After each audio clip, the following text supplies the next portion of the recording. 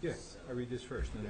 It's Please take notice that action will be taken on the following items at the regular council meeting on Tuesday, May 10th, 2022, in the council chambers, Sparta Township Municipal Building, 65 Main Street, Sparta, New Jersey. The meeting is called to order at 6 p.m.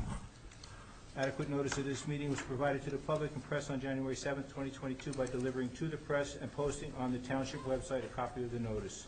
May we have a roll call, please? Councilman Chiarella? I'm here. Deputy Mayor Holster? Here. Councilwoman Quinn? Here. Councilwoman Wildsmith? Here. And Mayor Scott? Here. She would be so happy. That woke me up. Just practicing. That woke me up. It woke me up too. Yeah. Deputy Mayor, would you please bring us into executive? Oh my God. Whereas Section 8 of the Open Public Meetings Act, Chapter 231 PL 1975 permits the exclusion It got my attention. of meeting in certain circumstances, and whereas this public body is of the opinion that such circumstances presently exist, now therefore be it resolved by the Township Council of the Township of Sparta, Sussex County, State of New Jersey, as follows: the public shall be excluded from discussion of an action upon the hereinafter specified subject matters. The general nature of the subject matter to be discussed is as follows: litigation, personnel, contract negotiations, miscellaneous legal advice. It is anticipated at this time that the above stated subject matter will be made public when deemed appropriate. This resolution shall take effect immediately. May I have a second? I'll second. All in favor? Aye. I'm going to turn the meeting over to our acting manager, Neil. Thank you. Into a regular session. Like that? So moved. All right, thanks, you guys. Okay. All in favor? Motion. Aye. Motion and second. We're gonna make a motion to come out of executive session. It's a little convoluted, Kate, but it's all there. I think we got So- this. And we were all in favor of that. Yes.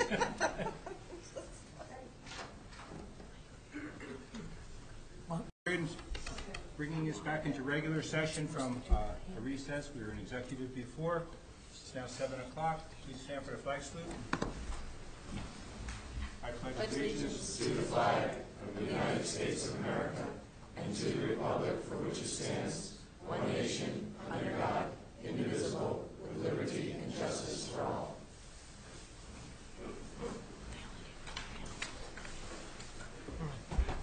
Okay, we do have a proclamation this evening recognizing the 2022 Senior of the Year. This year, we're proud to announce that Peach Litchfield is the recipient of this proclamation.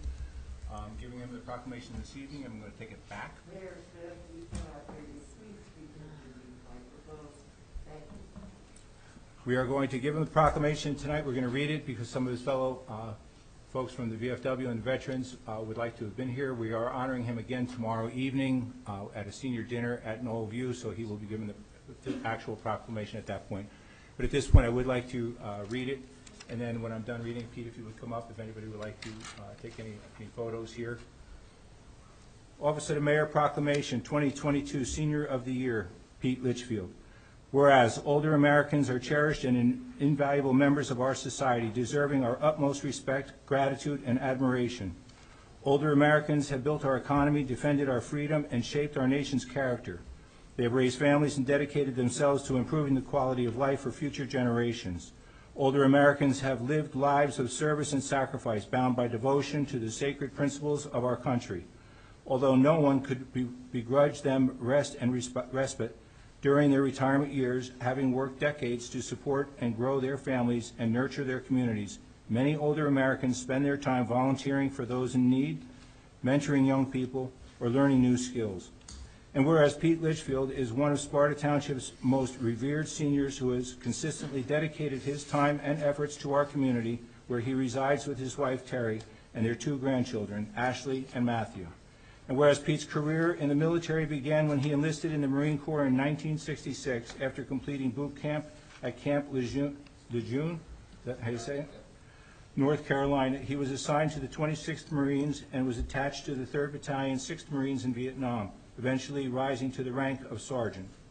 And whereas Pete has been a member of the VFW post number 7248 for 45 years and is serving as commander, Pete's position as commander affords him opportunity to assist veterans and support noteworthy projects such as the annual clam bake, annual poppy sale, and yearly Christmas tree sale that raises thousands of dollars for the Ralph Rojas Scholarship Fund. Pete is currently conducting a clothing drive and purchasing medical kits for the Ukrainians who are fighting a hostile invasion of their country in order to secure their freedom. And whereas Pete has been a member of the Knights of Columbus Marquette Council number 588 for over 40 years, he has assisted in numerous charities, projects, and events, including the assistance and support of Boy Scouts for their final project to earn the rank of Eagle Scout. Now therefore be it resolved by the Township Council of the Township of Sparta does hereby proclaim Pete Litchfield Sparta Township 2022 Senior of the Year. We also extend our sincere appreciation and gratitude to him for his service to our country and for exemplifying the vital role that senior citizens play within their community, and commend him for his enduring spirit and steadfast dedication to our town. In witness, I have hereunto set my hand and caused this seal to be affixed. David Smith, Mayor.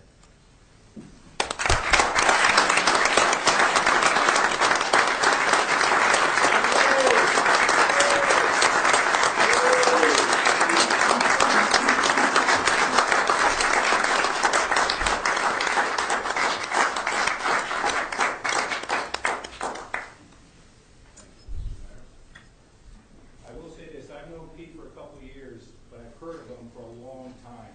If there's anybody that has given to this community and not taken credit for a lot of it, it's Pete. And the next one. God bless Pete. Yeah.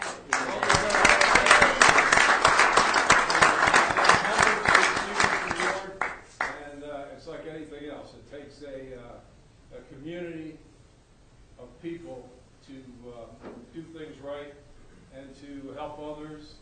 And at the VFW, that's what we're here to do. We're here to help everybody, not only veterans. We help people in the community, scholarship funds, the VFW National Home for Children.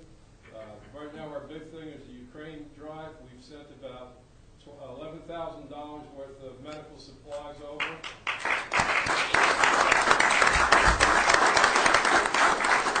Hundreds of sleeping bags, boots and military clothing and civilian clothing. We actually sent over 1 gown and a pair of high heels. Again, I want to thank everybody, and it's I don't deserve this. It's a team effort, and I want to thank everybody in our community. Thank you very much.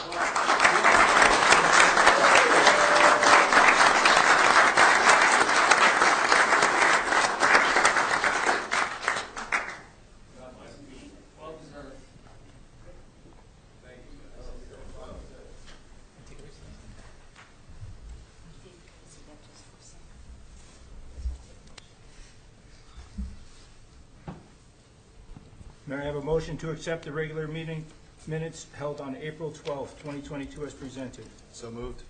I'll second the motion. All in favor? Aye. Motion's carried.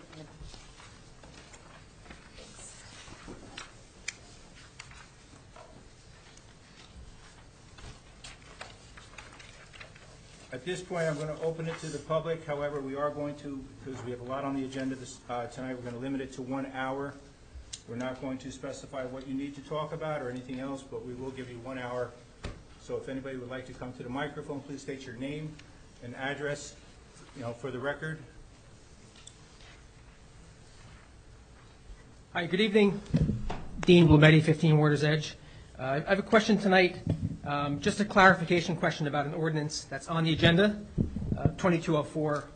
I realize it's not the hearing tonight, but I'm just would like you to provide a little bit more clarity around that ordinance. The township's allowed to increase the budget by 2.5%, or up to 3.5% if there's an ordinance, which I believe that's what this is for. And the increase would be $615,000. Could you share the purpose of the intention Yeah, Tom, can I refer that to you? for that 615? So what this ordinance does, it gives the flexibility to go to that amount. It doesn't necessarily mean you have to. And it's a two-sided ordinance. The state of New Jersey puts out a percentage based upon the consumer price index, could be 0.5, could be 1%, and it allows you, this ordinance allows you to go to the 3.5 if you so desire. It was a cap that was put on in 1977, the year I graduated high school. And what it did, it was like a governor for spending. So there were certain items that are part of inside the cap, which are for this percentage, and there's things that they throw outside the cap that you can't control within a 3.5%. So it was just basically a spending limitation back in 1977. Back in 1980, though, they did another cap, but it was more for the levy, and that's the amount they go out to the taxpayers for, and that's a 2%. And that tends to be more of the governor for spending now than this old 1977 cap. But again, it just gives the town the flexibility to have more inside the cap in case there's new items of revenue, of appropriation that need to be put in there. But again, it has nothing to do with our tax levy this year right now. There's no increase in taxes. So it's just in case of an emergency that we need that dollar amount. But again, it has no bearing on the budget at all, but we do have it in there. And the second part of the resolution is if we don't use the cap, we get 2 years to bank that extra money. So besides going to the 3.5%, we have the 2 prior years if we didn't use it for extra banking money. But again, we don't even look at this, to be honest with you, when we're preparing the budget. We just make sure that we're within that 3.5%. Is that determination made during this coming year, or does it need to be made by the approval of the budget, whether or not we're going to tap into that full 3.5%? Basically, what you do is you put the whole budget together, you come up with, and again, the tax rate is more of the trigger, but you still have to do that calculation, and it's part of the state budget that we have to look at it. So if you did exceed it, then you have to go back and rework your budget. Okay, thank you. You're welcome. Anyone? Sandy Hall, Layton, New Jersey. As you may know, the New Jersey and Pennsylvania chapters of the Sierra Club have issued a proposal to change the designation of the Delaware Water Gap National Recreation Area to a national park. The proposal is being presented to various groups by John Donahue, former superintendent of the recreation area, in hopes of gathering support for this project.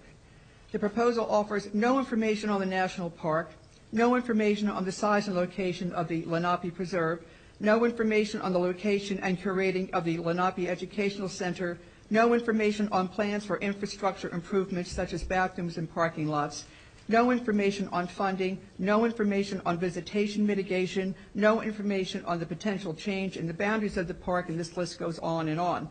Sussex and Warren counties, the townships of Montague, Freedon, Sandyston, Hampton, Lafayette, Stillwater, Frankfort, and Sussex Borough, and I was in Andover Borough last night, and there's somebody in Freedon Township, I think, tonight. All these in New Jersey. Shohola, Dingmans, and Delaware Townships in Pennsylvania have passed resolutions opposing this proposal until a plan is presented for public review and comment.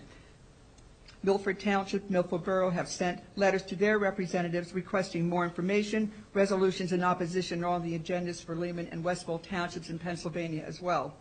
I have copies of this proposal and other information for each of the council members. I hope you will read the material and consider passing a resolution in opposition of this proposed change until details such as environmental, agricultural, and economic impact statements and other information are available for public review and comment. When I asked Mr. Donahue to provide those impact statements, he said he didn't have to. When I asked Mr. Donahue if he was a paid consultant to the Sierra Club or a volunteer, he said no money had been exchanged. National preserves, as planned in this proposal, are open to resource extraction. Mr. Donahue owns Three Rivers Environmental Consulting Company, and you can draw your own conclusion from that. And I'll give these proposals to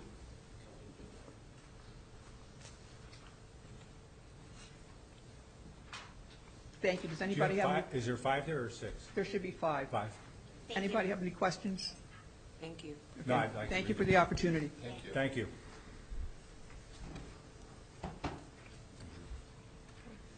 Yes. Daryl Savage, 18 Hilltop Trail. Last month, a month ago, this came up and asked what the time frame was for proposing a new ordinance to review land use in town and to prevent more applications to mega warehouses. 2 weeks before that, Councilman Cirillo had proposed a resolution for redoing the ordinance, and you guys said you were working on something. And so it's been a month now. I'd like to know the status of what the town is doing to make sure that we don't get any more applications for giant warehouses, and whether you are you doing something about it, and where we are with that timeline. Mr. Ryan, do you want to speak to that, or? Well, just to confirm what I stated at the last council meeting, that certainly the council is considering,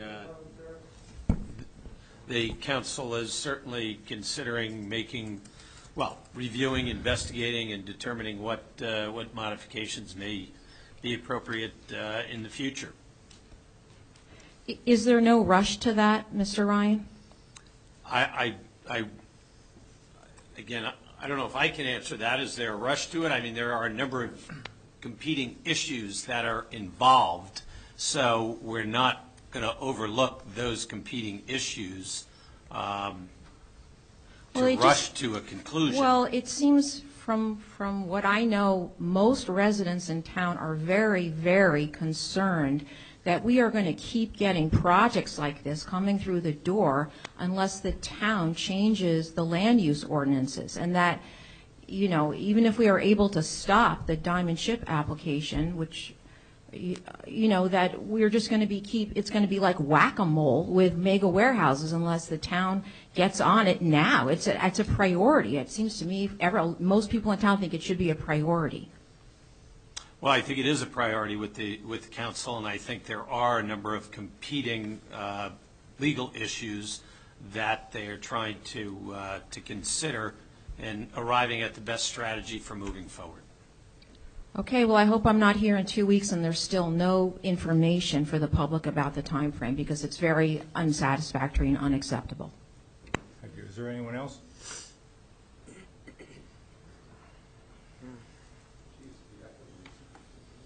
Hi, Dean Reinauer, 15 Birch Parkway. It just popped into my head, that's why I'm bringing this up. Friends of mine recently lost their home on top of Golfview Terrace, and I'm addressing about the fire hydrants. I've lived in the town 39 years, and I know there used to be notices in the Strauss newspapers saying, you know, hydrant flushing, and I work in New York, and of course that stuff is going on all the time.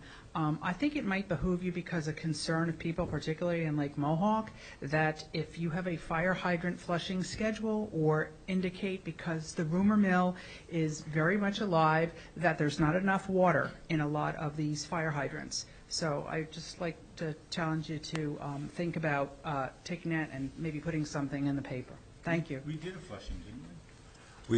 We did do recently flushing, but we will take that information and put that into consideration, certainly, Dean. Thank you. And I believe also notifications were going out at one point through. Good evening, Pete Litchfield, 120 Conestoga Trail. I'm here to discuss, I've heard about various flags going to go up on township property. I've been doing a lot of research in this, and a lot of municipalities have been sued over showing favoritism to certain groups over others. I think we are opening ourselves up to Pandora's box, and I don't think any of you want to become the flag czar of the township. But here on municipal property, we should have the American flag, POW flag, state flag. If you have your own business or at your house, you can put up any flag you want. That's what I fought for this country for your rights to do what you want to. But on municipal property, I believe that everybody is a taxpayer, and we should only have the American flag, POW, and state flag. Once you give into or side with one group, the next thing you know, it's another group comes in, and it could be a very powerful group, and they want to sue you. It costs us $50,000, $60,000 in legal fees to go after these people or to defend ourselves. So I just want to give you something to think about. We're all taxpayers here, And I think you're opening up a bag of trouble. Thank you very much. Thank you, Pete.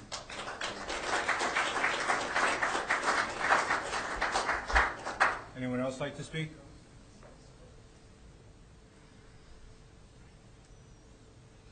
Good evening, Richard Rohrbacher, 172 Demarest Road. I'm the guy with all the dogs. I want to say some very kind words about our Public Works Department in the town. I know I've yelled at you guys. I know I've said some harsh things, but I have some praise and kind words for the Public Works Department. There was a dead tree on the right-of-way in front of my house. I called them about it, and within 2 weeks, it was removed and everything cleaned up. I was more than delighted and more than pleased to see them take care of it in such prompt fashion. That's all for tonight. Thank you all very much. I appreciate that, and I'll make sure that gets passed along.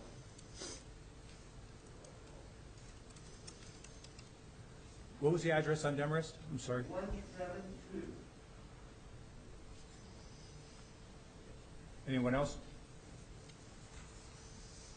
Hi, I'm Vivian Perlmutter, 5 Morgan Drive, Sparta.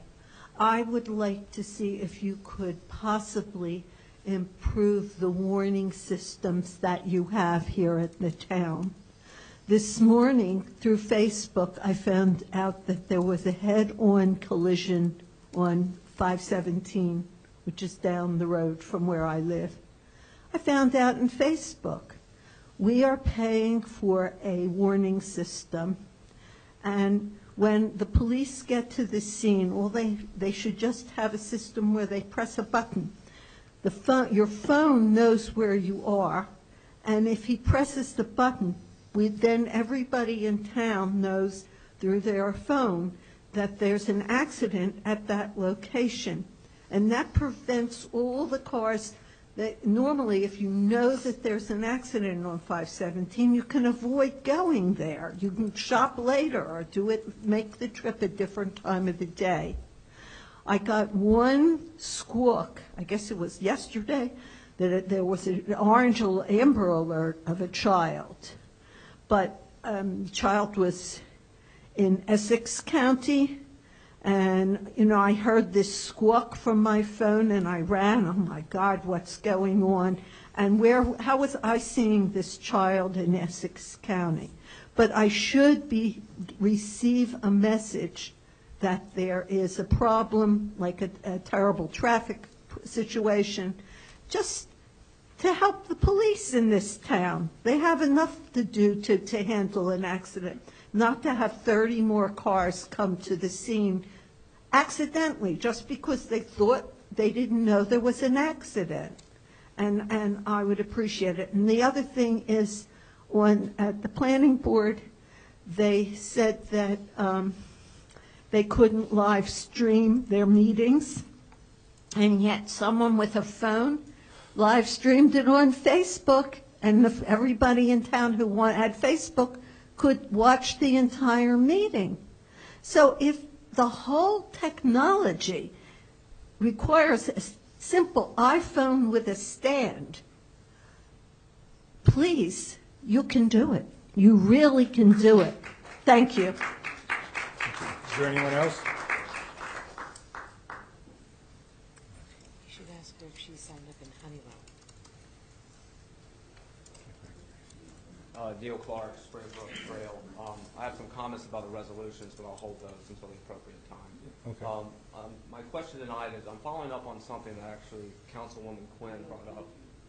Sure. That Councilwoman Quinn brought up, I think in February of 2021, in relation, it was the same time as the ordinance 2101, and she astutely brought up that the town was going to do an analysis of the expenditures that the town is making on professional services and try to determine whether it was more cost effective to have a full-time employee as opposed to professional services. And my question tonight is, was that analysis ever done? If it wasn't done, is it going to be done? If it is going to be done, When will it be completed? Thank you. You want to speak to that? That would be, To the RFQs? Yeah, so I had mentioned before, Mr. Clark, that we did put out some RFPs for professional services, all our professional services across the board, our auditors, our township attorneys, our township engineer, and we got responses back. We're working through it. I'm working through it with my professionals, giving a diligent look over to see, number one, what kind of services are we getting right now in this township, and then if there's a cost savings, if we can go another direction, another route. And if that's the case, if we can get terrific service and good pricing, we'll make a change. If not, if things come into play as far as things are sound where we're at, then I've been talking to the council about it as well. But that's where we stand right now. Okay, I think I understand that. I think my question was about, there's actually an analysis that was going to be done that actually laid out the expenditures. And so the public would know, this is what the town has spent on professional engineers. This is what we spent prior to that time, so we could make an analysis just on a cost basis, whether it's more cost effective to go back to the old model. And that was my understanding of what you brought up, Councilwoman Quinn. You can correct me if I'm wrong about that, but I listened to what you said, and it sounded like to me you wanted kind of an actual kind of cost-effective economic analysis of our expenditures. So you're talking about the comments I made last week? No, Like I'm the talking last about meeting? February of 2021. Okay, so I have to go back and look at what meeting was I in? Was I in this meeting, that meeting? I mean, I have to look at the context of what I said, but Okay. I stand behind.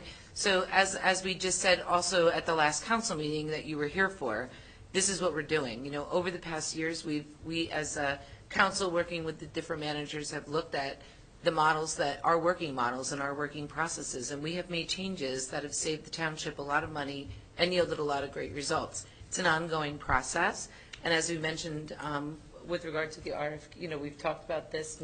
Chief Spitaletto did mention this at the last meeting as well, that he's getting the RFPs in and that we are doing our due diligence to do this reconciliation against, hey, does this model make sense or does this model make sense? Is it a blended solution that makes sense for us? So we started looking at these work processes out at the DPW a couple of years back. We made some changes that really yielded great results, and this continues to this day. So the RFQs, you just got them back, my understanding is. You just got them back, so now we have to do the analysis portion. And although I don't know that there was an official report, I do believe that our local professionals did look at costs from both ways. Like I said, I don't think there was an actual report, but I remember in some of those meetings talking about numbers and talking about, the different expenditures as far as benefits and salary as opposed to professionals. So, I mean, I don't know if we paid outside professionals to do that report, but I believe our local professionals did work on something. That's correct. So this conversation's been happening for some time with the council here, and I think it did occur preceding me taking over as the acting manager. I believe the previous manager did provide a report to this council on analysis between comparison of two, but we're going to continue to do that and do it very thoroughly and make the correct decision on the council's So, Neil, advice. you're asking as well for like the before and after numbers, is that what you're asking? Yeah, I mean, my So understanding. you'd like to understand what we're paying for and what the RFPs are and how we choose and the actual numbers afterwards. I think the public would just like to know that, look, there's, we've moved to a more professional engineering model, third-party contracting is what I'll call it. That has a certain cost with it, right? And I think what the public is sort of interested in is how much is that costing us compared to when we had, say, a full-time employee engineer? And, I mean, I know you're still going to have to farm stuff out. I get that. Yeah. I think that the public just wants to know, what were we spending before? What are we spending now? And so we can just get an idea, does that model really work? And, it was February 23rd of 2021. And, you may want to listen to it just to make sure that what y'all are doing now encompasses what you wanted to have done in February. That's all. The other thing I think that also to be mindful of, and I'm not putting anything off, but just to be factual, the numbers that we're seeing over these years are possibly skewed because of the effects of COVID, projects that didn't happen, things that we were intending to happen, things that changed, you know, so we just need to be mindful of that as well. So in the interest of full disclosure, just saying, you know, I believe we have these reports, it's not a problem. We're working on looking at this different service now, as the manager said, but just be mindful of the fact that, you know, what we're seeing could be lower or higher because different things happened and didn't happen because of the pandemic. Yeah, and I would assume that. I would assume any kind of diligent report would have the Right. appropriate caveats. Of course. You know, Well, I'm just making that yeah. disclaimer right now in front of everybody because I don't And know if that'll we're be. with you, Mr. Clark. We want to save money, too. We want to It save makes money. us look good, too, if we save money. I get it. I just, yeah, it mainly is just try to, so we could actually look at the numbers. Would those be ones that would be publicly available, or would you require an Oprah request to get them? I think some of it might be openable. I don't know. Well, it's Some all contract open. stuff is Every not part of open. it, every part of it you could Oprah, Okay. every part. But also, if you're asking to sit down and talk to Neil about what it looks like when we come to conclusions, I think you'd be okay with that? Absolutely. Yeah, Okay. All right, thank you very much. you're welcome.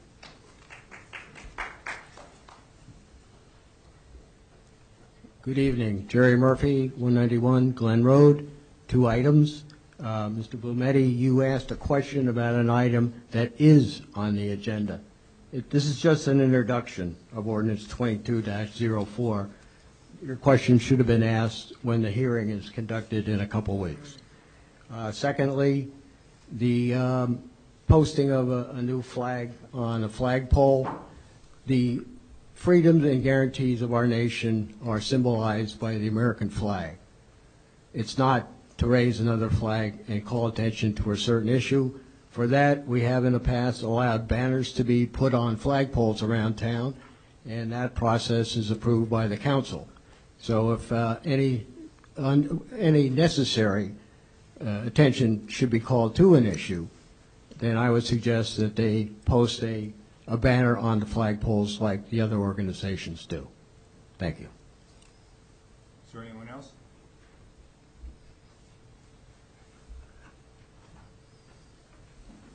Good evening, William Enright, 3 Tulip Tree Lane. I'm just going to run through a list. If any of these towns remind you of Sparta, interrupt me. Berkeley Heights, Englewood Cliffs, Elizabeth, Garwood, Hackensack Hillside, Kenilworth, Mount Laurel, Old Bridge, Scotch Plains, Randolph, Roselle Park, Springfield, and then Sparta. That's 7 Union towns, towns in Union County, 3 in Bergen, 1 in Morris, 0 in Sussex. Any of those towns have anything in common with Sparta?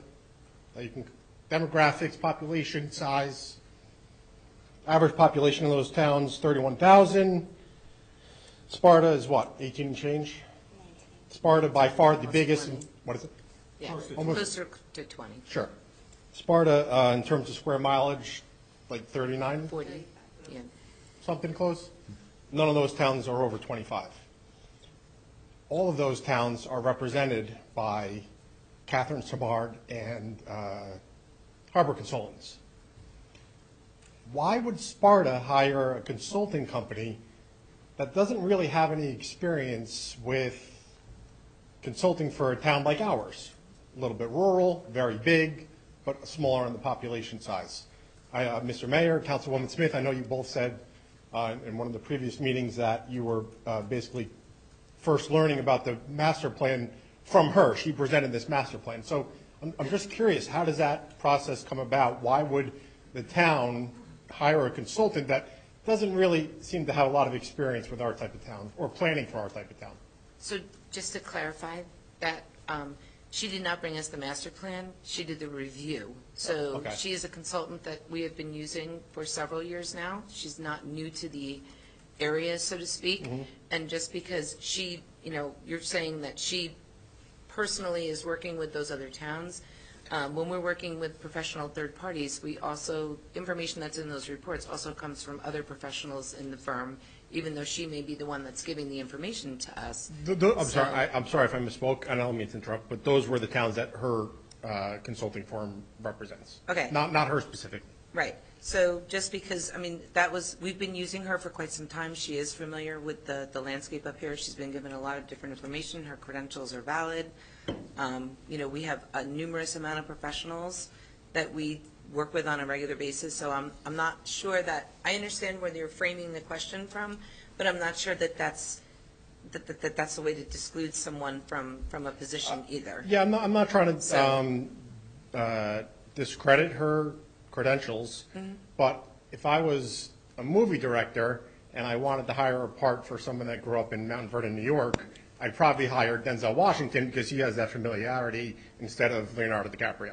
Well, just to also be clear, the recommendation that she made as a result of the master plan review that she presented to the planning board, that recommendation obviously was much larger and included more things than just that.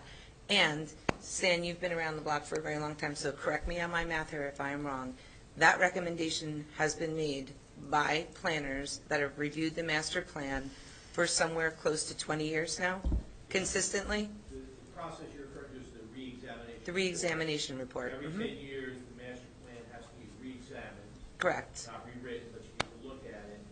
And the process entailed looking at prior re-examinations. Right. And then supplementing that with whatever is on your agenda, since the last 10 years. So the point. And many of those issues carry. Correct. Report to report. So the point is, I guess what I'm trying to convey to you just around this issue, her findings were not out of alignment with the findings from all of the local planners that we have had over the past 2 decades. So, I mean, I'm just saying, it wasn't like she came in and said, let's put up a skyscraper and, whatever. Her findings were in line, and she has been here for several years now. Okay. So. Thank you very much. Okay, thank you. Anyone else?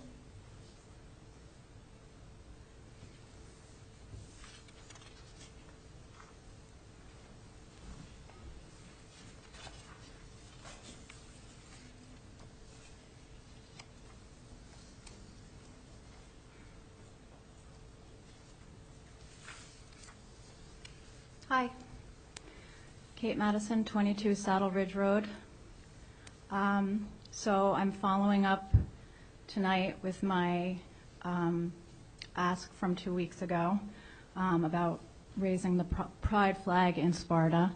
And I had mentioned to you and sent you the petition that was circulated with almost 300 signatures. I hope you read some of the comments.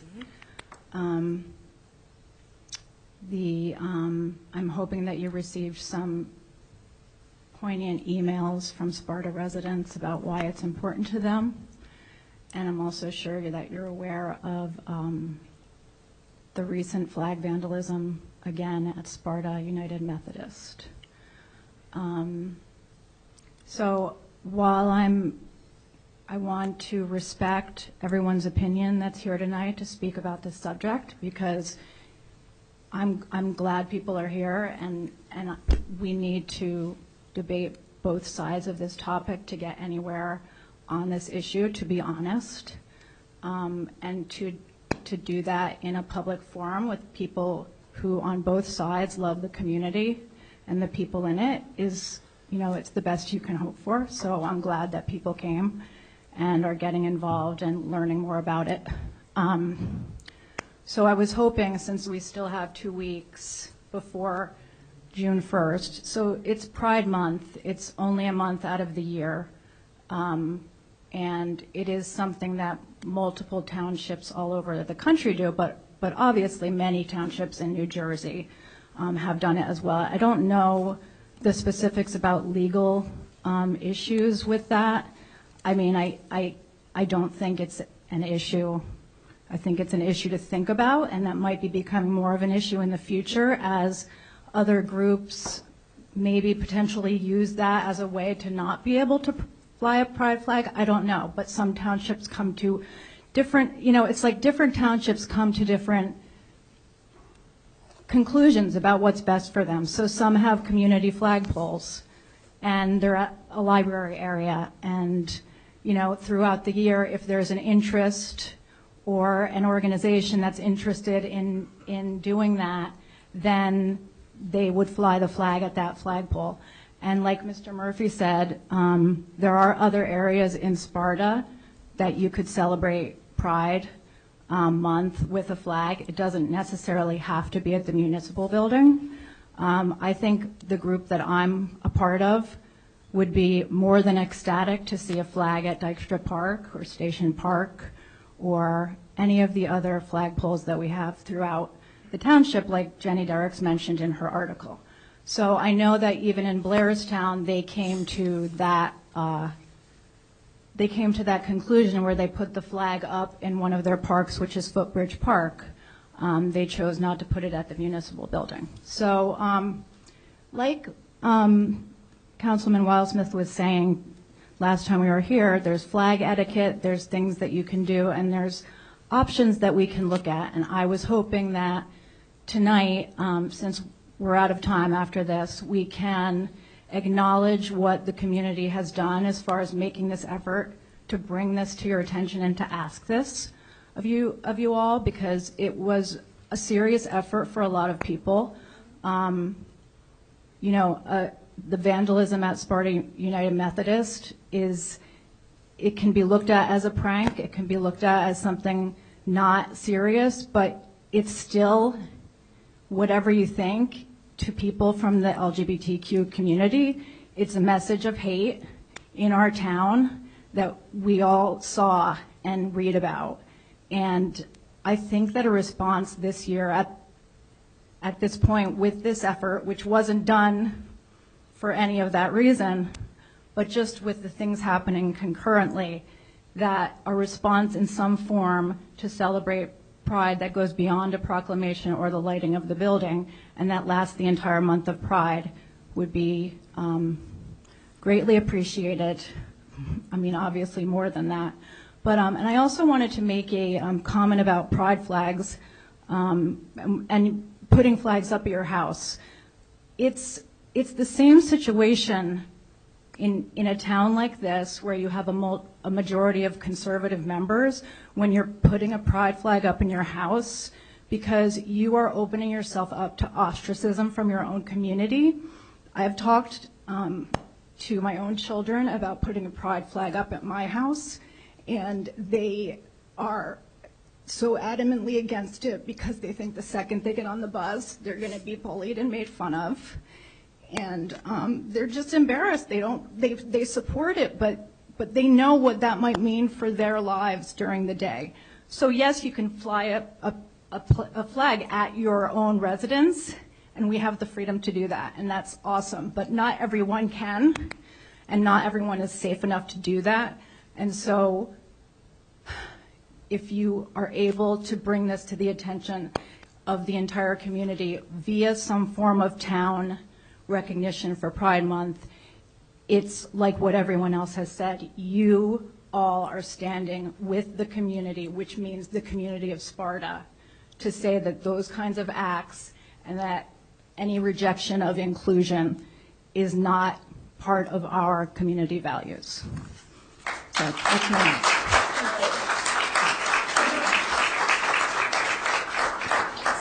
Thank you, Kate. Kate, I have gotten a lot of emails on it, and because of the importance of it, I'm going to bring it back up to the dais. And I've done some research on it, and I know some of my fellow council people have also done some research on it. So I'm going to bring it back. Dan, do you have any comments you'd like to make? No, and I'm glad to hear you say that, because I think, as we said, we should have a discussion on this and possibly come to a decision before the end of the night. So thank you. Well, we've got some time now. Let's bring it back while it's a hot topic. Yeah. I was talking to the acting manager today and thought that, we have been looking into this and researching this, and I think from our prior comments, that we want Sparta to be an inclusive community and have our children be loved and wanted here, and families, and include everyone. So former Mayor Murphy did mention a point that I said to Neil today.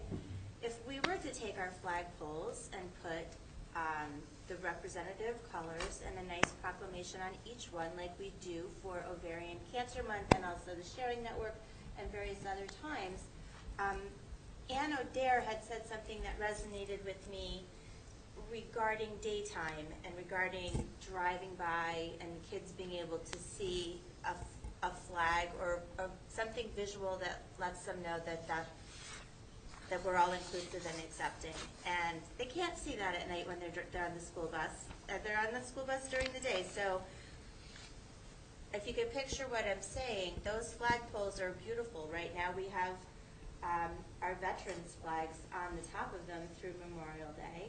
And Light then poles, you mean, not flagpoles. Light poles, yeah. Light posts, thank you, Jerry, light posts. So, how do you guys feel about that? And then normally we would laminate the proclamation having to do with whether it's ovarian cancer or the Sharing Network, for example, and have that small laminated piece be on there so it lasts the weather for the month. If I could pause this conversation for a minute, we're still in. So they're bows. They're bows, but I said representative colors. Right, but you said flags. They're not flags, they're bows. Bows. They're bows. Bows. And there's a proclamation, which we did last year too. And Kate, I know last year you and I had a conversation and we did light town hall, and I know you mentioned that we were one of the only townships in Sussex County, but this is another reason why we have the lights here. I mean, I'll let you finish speaking, but to honor this last year, I believe that there was the first incident of vandalism was last year, almost at the same time. I'd have to go back and get my notes out, because I know when you and I conversed back and forth, it was a concern at that point as well. Well, the school buses are going right down Main Street past those poles. Can I interrupt for a minute? On the way to school. Yes, go ahead. So just as a point of order, we're still in public comment period, so That's could we correct. bring this up maybe in under old business instead? No, Dave said we wanted to talk We're going to about stop. No, We're going to stop public They're business. saying- okay. I think we're going to stop it, and then we can go back for the last 10 minutes. I Yeah, thought we'll what you still- wanted to do we'll was still get stop Okay, it, all right, let that's us comment, and then go back. I know you gave the public an hour. I don't want to eat into the hour. We're not going to eat into the hour. We're not going to eat I don't know anything, why we'll we carve did. it out. All right, sorry, keep going, as you were. Do you want to see if there's any other comments on the subject? Are there any other comments besides this, or could we continue with this? Does anybody else have any outside comments? May I just speak? Go ahead. All right. Michael Sylvester, 12 Dillon Drive, Sparta, New Jersey. Thank you for letting me approach the council. Understand the topic on hand. I don't think it's in our best interest as a community. Our community is inclusive. I think we, as a community, represent that in many different ways, and I'm not adverse to understanding both sides of any argument. My simple question is, how did it get this far, and how is this now politicized to be a decision that has to be made by mayor and council in regards to any other community group or national group that could fly their flags wherever they like outside of the municipal building? So I'm just curious to know how this got to this level, and why are we speaking to it at a mayor and town council meeting? Thank you. I think we got here because members of the public came to us as a council and asked the question. And then we're always happy to answer those questions. Understood. I appreciate that. Thank you. But, I mean, should I approach? You should. My only rebuttal to that is, I'm an advocate for bear. And the bear problem in New Jersey is out of control. And the state has shut down the bear hunting, and bear is very controversial. However, it's decided, and it's shut down, and there's arguments to both sides. But it's not always up to mayor and council to make every decision and every voice heard. It's great that you hear it, and we respect our community's voice. But to make political decisions, to politicize a topic is not in our best interest, since this community is so tight to begin with. And that's all I have to say. I would hope that you guys would not politicize this topic. Yes, I will. And respect the previous comments from the veterans. I'll be addressing that when it gets to, Thank you. when it gets to me.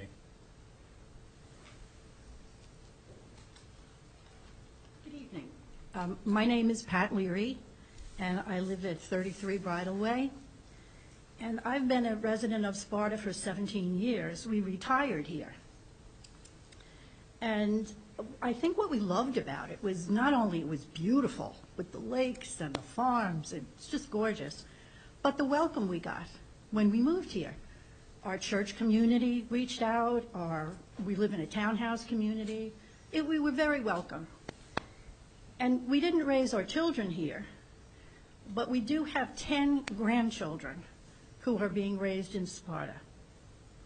And I want them to feel welcome.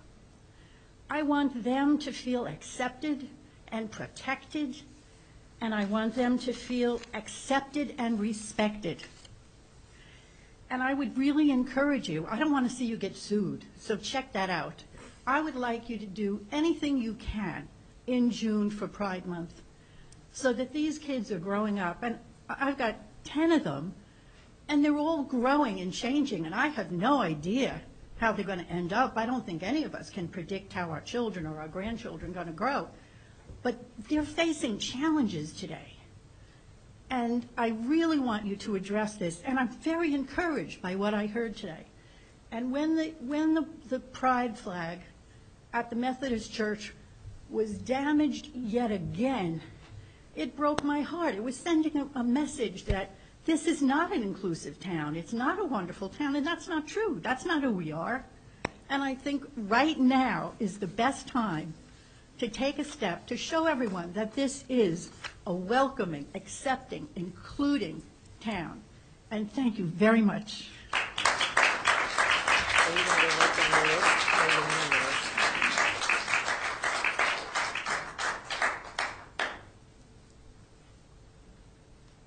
Hi, that's my mom.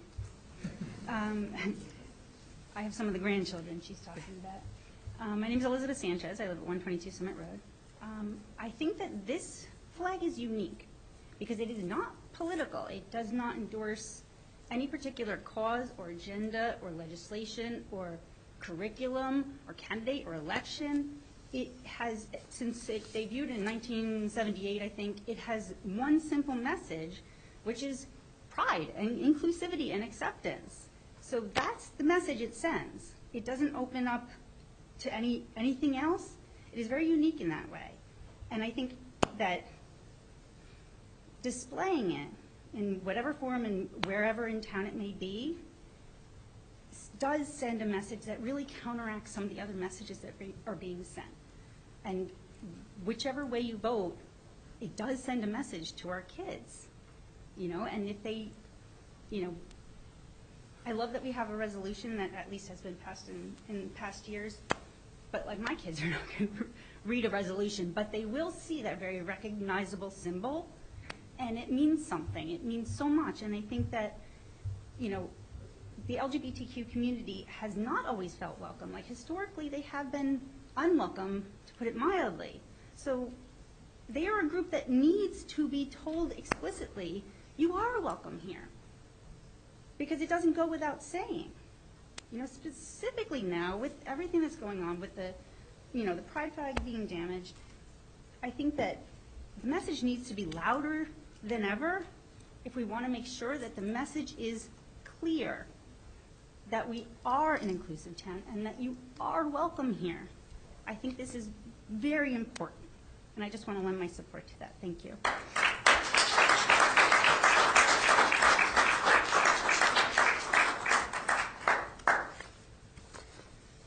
Hi, Mike Devine, Oak Parkway. I had two questions. The first was about the traffic study you're going to talk about tonight. Should I ask that now or hold that for later? That's on one of the resolutions. You can hold it. You can hold it to the Sure. resolution. The other, and it's kind of, I'm a little hesitant to bring this up, but in my view, it's the elephant in the room. It's the elephant in every room I go to anymore.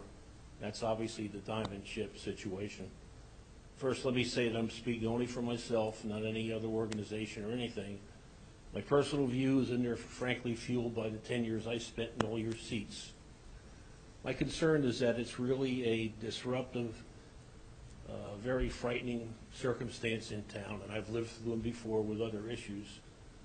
The part that bothers me the most, and I'm not necessarily advocating for either outcome, but there's a sense that events are driving this that are outside of the control of our collective management of the town. Now, I don't know how much you can say about it or choose to because it's an active planning board issue, but there's an unclarity, at least in my mind, of how we got to this point. There was this ordinance change that had seemingly, I guess, at a quick reading, not a lot of impact, but it seems that that led directly to this very concerning proposal that we're dealing with.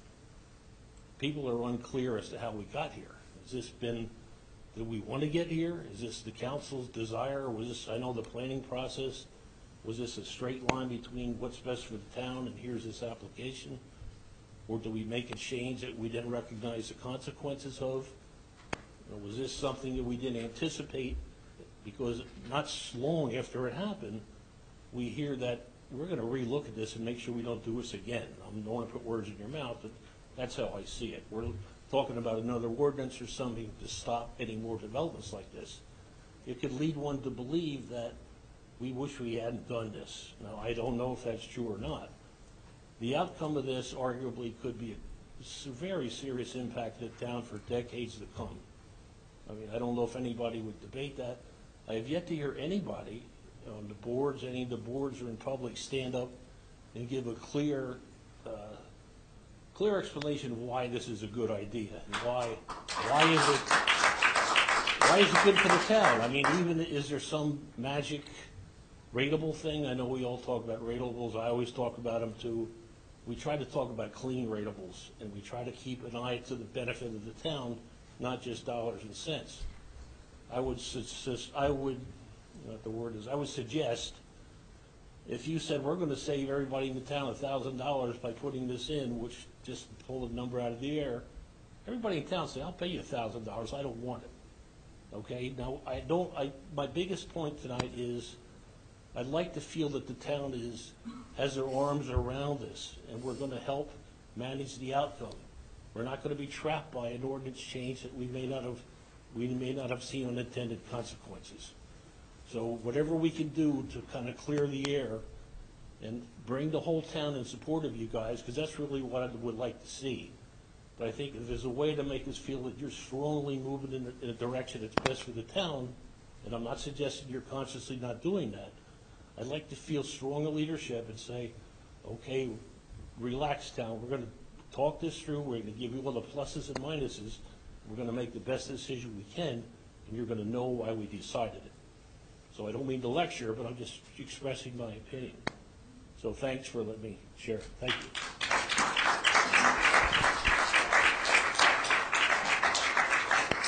Is there anyone else? Jenny Derricks, Tap into Sparta. I have two things that are not related to what Mr. Devine just spoke about, and then back to that issue. The first is to invite somebody from DPW if they want to come take a walk in the neighborhood to look at the new paving that was done. To look at the paving that was done in the neighborhood back in August. I think maybe there's some warranty issues that could be addressed. Your neighborhood, Jenny? Milk Creek and Mount Pleasant Road. Okay.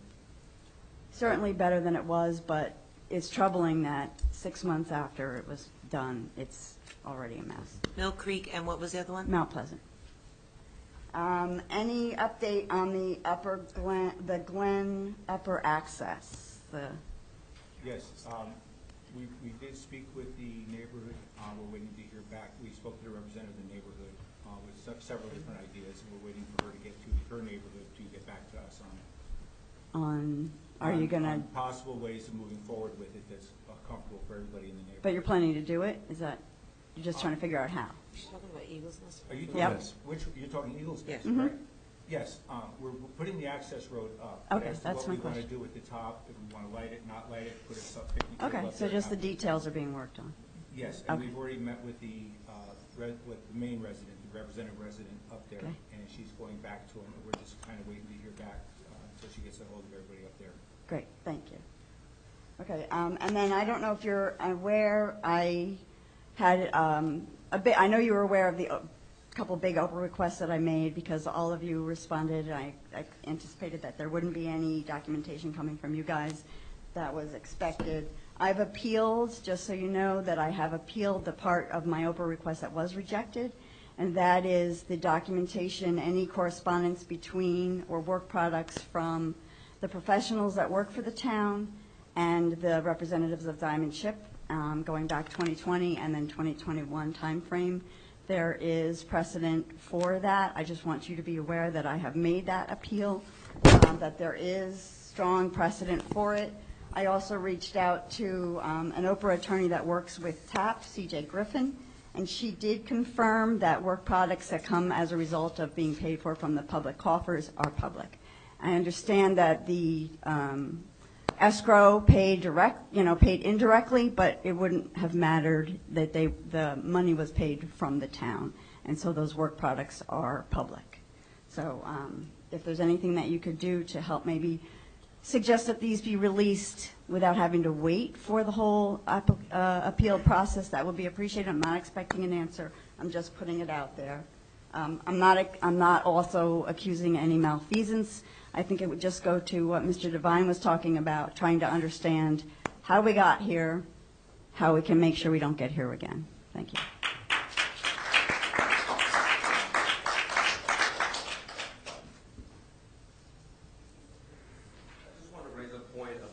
Flag raising, and maybe you've been already aware of this, but a Supreme Court decision came down last week called Shurtleff versus Boston, and it raised sort of the issues that you all are dealing with. You may be aware of it, but what it does say is that the government is free to decide what type of speech it wants to endorse. Right? It can decide for itself whether, in the interest of Sparta, that they want to convey a government message that we support the LGBTQ community. That's well within your rights and doesn't necessarily open the floodgates. What happened in the Boston case was that Boston was essentially allowing all comers. Right? They allowed anyone to come in. We want to raise a flag. Go ahead. They didn't ask any questions. They just said, what's the flag? Go ahead. You can do it. And so they had, what happened in that case essentially was that the flag became sort of like the town square. And so when they got a petition from a group, I think it was like a conservative religious group, to fly a certain flag, Boston said, no, we're not going to do that. And what the court said essentially was, you can't do that because you've essentially opened the floodgates to this. You allowed any flag. But what they did say is that the government is free to decide for itself what type of speech it wants to endorse, and that doesn't necessarily open the floodgates. So I commend that decision to you. Take a look at it. Because I think what you could do is that you could raise the pride flag and also protect yourself against having to have, everyone who comes along and says, I want to raise my flag to protect bears or whatever else there is. So I commend that decision to you because I think it can give you good instruction that I think you can raise the flag here without opening the floodgates, which I understand would be a genuine concern. But I just wanted to bring that to your attention. Thank you.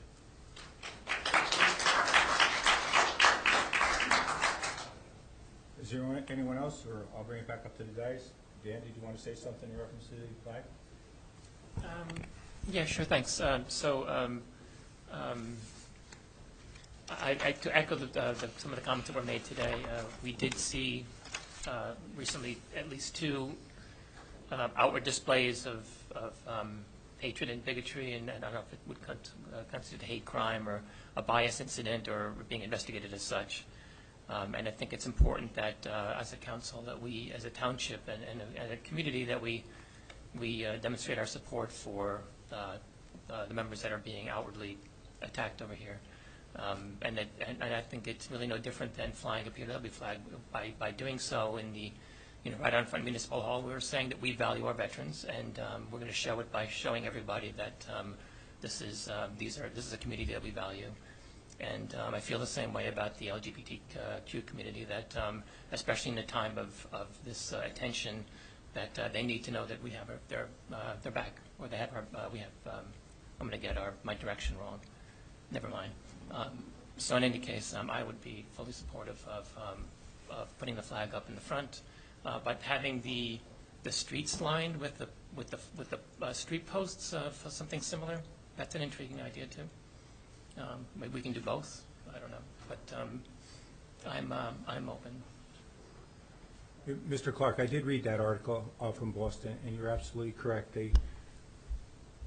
From the research I've seen with the flags, under state of New Jersey, some of their rulings are, once you raise a flag in front of a municipal building, that doesn't have to be this building here, but any municipal building in the township or any town building, is considered a political statement. Now, I'm not saying I'm for or against right now. I'm just telling you what I found. The POW flag, MI flag, is a recognized flag. It is the only flag with the American flag that could be flown over the Capitol building. That flag is unique also. It must be flown 365 days a year along with the state flag in front of federal buildings. As far as municipalities are concerned, it's a recognized flag for municipalities. Municipalities must fly the American flag, the state of New Jersey flag, and the POW flag on certain dates, and the dates are extensive. There's like 15 or 16. And the consensus in the state of New Jersey is most people leave it up so they don't miss one of the specific dates. And that can be found if you Google New Jersey statute or municipalities flag. So that's where we stand there. I fully understand and I'm fully in support, but I do like what the Hasbrook Heights mayor did say. He said the American flag is for all. And that's what we are. We are all. It's not this group, that group. We are all. And as far as the flag in front of the municipal building, my personal feeling is the American flag represents all. However, that being said, I do think it's important to have a proclamation. I also do think we should light the colors, the gay pride flag colors in front of the building. I found nothing saying that that's considered a political statement or could run into problems in the future. I also liked Councilwoman Wildsmith's idea of possibly hanging ribbons on all the flagpoles like they do for Fight Cancer Month. So there's a lot of ways we can do it. But as for flying the flag with the 2 flagpoles that we have, I don't see, now I'm talking to myself personally, I'm not going to council, I don't think that's a smart idea. I do think it opens a can of worms. Once the public makes that political statement, that means if somebody comes in July and says, I hate gays, and they have a flag, we have to fly it. The way Mr. Clark said, there are certain ways we can get around it by giving freedom of speech to the council, where the council sets up an ordinance and specifies exactly which days they will fly the flag. That's one way to get around it. I don't see that as being really feasible either. We have a unique opportunity to be able to light the building in colors. We have a township that's receptive, that if you want to put ribbons on the poles and then at the end of the month take them down, I have no problem with that. As for the flag burning in front of the Methodist Church, I know our police force is actively looking into it. But I also don't want to say it's a Sparta resident. We don't know that either. So I don't want to jump to that conclusion. But if it is, it will be dealt with through the police department, and they are actively looking. It is not being passed off as just mischief. With that, I'm going to bring it back to anybody else who might have any comments up here. Councilman? I mean, I'm going to echo what you said as far as the American flag goes. You know, I think there's some gentlemen out there that I think there's some gentlemen over here that fought and risked their lives so that everybody in this country could be free. And I think that's what the American flag stands for everyone in this country who's a United States citizen. And, you know, to put the POW flag and the pride flag on the same level, I can't see that. You know, that represents people that were captured, people that died fighting for our freedom. I think, you know, separating all of us by religion, by color, by sexuality, I think we've done way too much dividing us and not bringing us together. And I don't think we need to be pointing out that there's all these differences and more looking at what we're all about and the same. And that's what I think the American flag for. So I don't want to see anything flying anywhere that divides us and shows us how different we are. I don't agree with that. Councilwoman? Me? Yes. So, a couple of points around this. And I want to thank everyone also for coming out tonight and for speaking, and also for those that reached out through emails. In looking at the emails and listening to everybody speak, there is one common theme, and that theme is inclusion and being embraced, being valued, being welcomed. This spans any kind of an adjective or a label or anything like that. And I think we need to be mindful of that.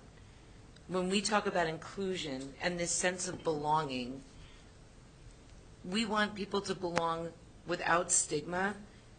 We want every resident to feel that way, regardless. We're a very diverse community. We have a lot of different demographics. We have people here with different preferences, different ethnicities, different religions, cultures, values. preferences, orientations. What I see around this conversation is a great opportunity, honestly, for us to really embrace diversity and inclusion equally across everybody. And I think that's most important. It's wonderful that the LGBTQ plus community has this voice and a flag and a representation, and I think that's great. It's my opinion that we have to be that diligent and equally focused on others that don't have that, so that everybody feels like they belong here, regardless. To Deputy Mayor's points, I think you brought some great points. We don't want to divide people, and we don't want to label, and my concern is that by picking out one, we are by omission leaving everyone else out. And that's very concerning to me, because I think it goes exactly against what we're trying to accomplish here. It's my opinion that this is the time for us to lead the way by celebrating and embracing everybody's differences, regardless of your label, your viewpoint, your culture, your beliefs, your affiliation, your preferences. And I think that we have an opportunity, again, to be on the forefront of showing everyone and making a statement that we in Sparta, in this township, we embrace and we celebrate our differences as our biggest strength. I do also believe that the symbol of the flag in the front, I believe that is what binds us together equally and with solidarity.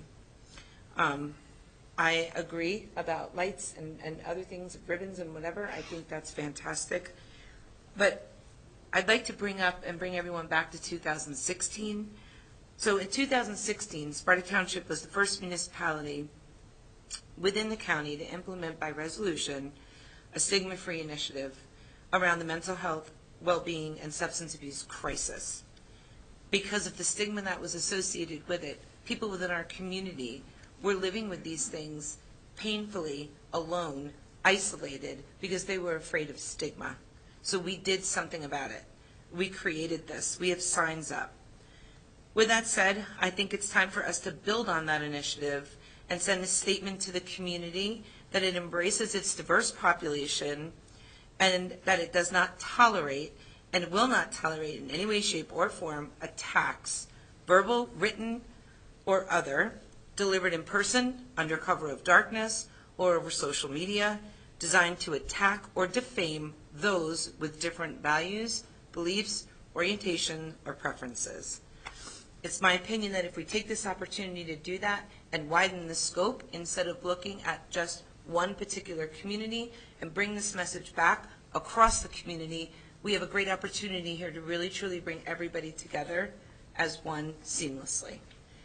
I think that if we went forward in this direction, that through our different liaison assignments, we would be able to work very successfully with organizations, with schools, with our seniors, with our media outlets, with business owners, and with the general population to really convey the message through appropriate communication and marketing. And I think that would do more, because everybody wants to feel this way. Every single person, regardless of your age, regardless of your belief, regardless of your culture. And so that's my opinion.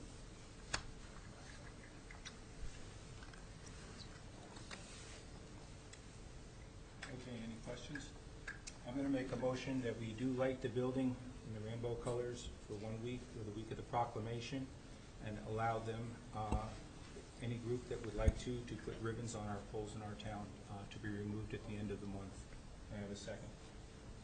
So I would like to make a motion that we have government speech and we declare that we're accepting of this community that has asked for the flag, that we have a flag somewhere on municipal property that is visible for our children to see on a school bus.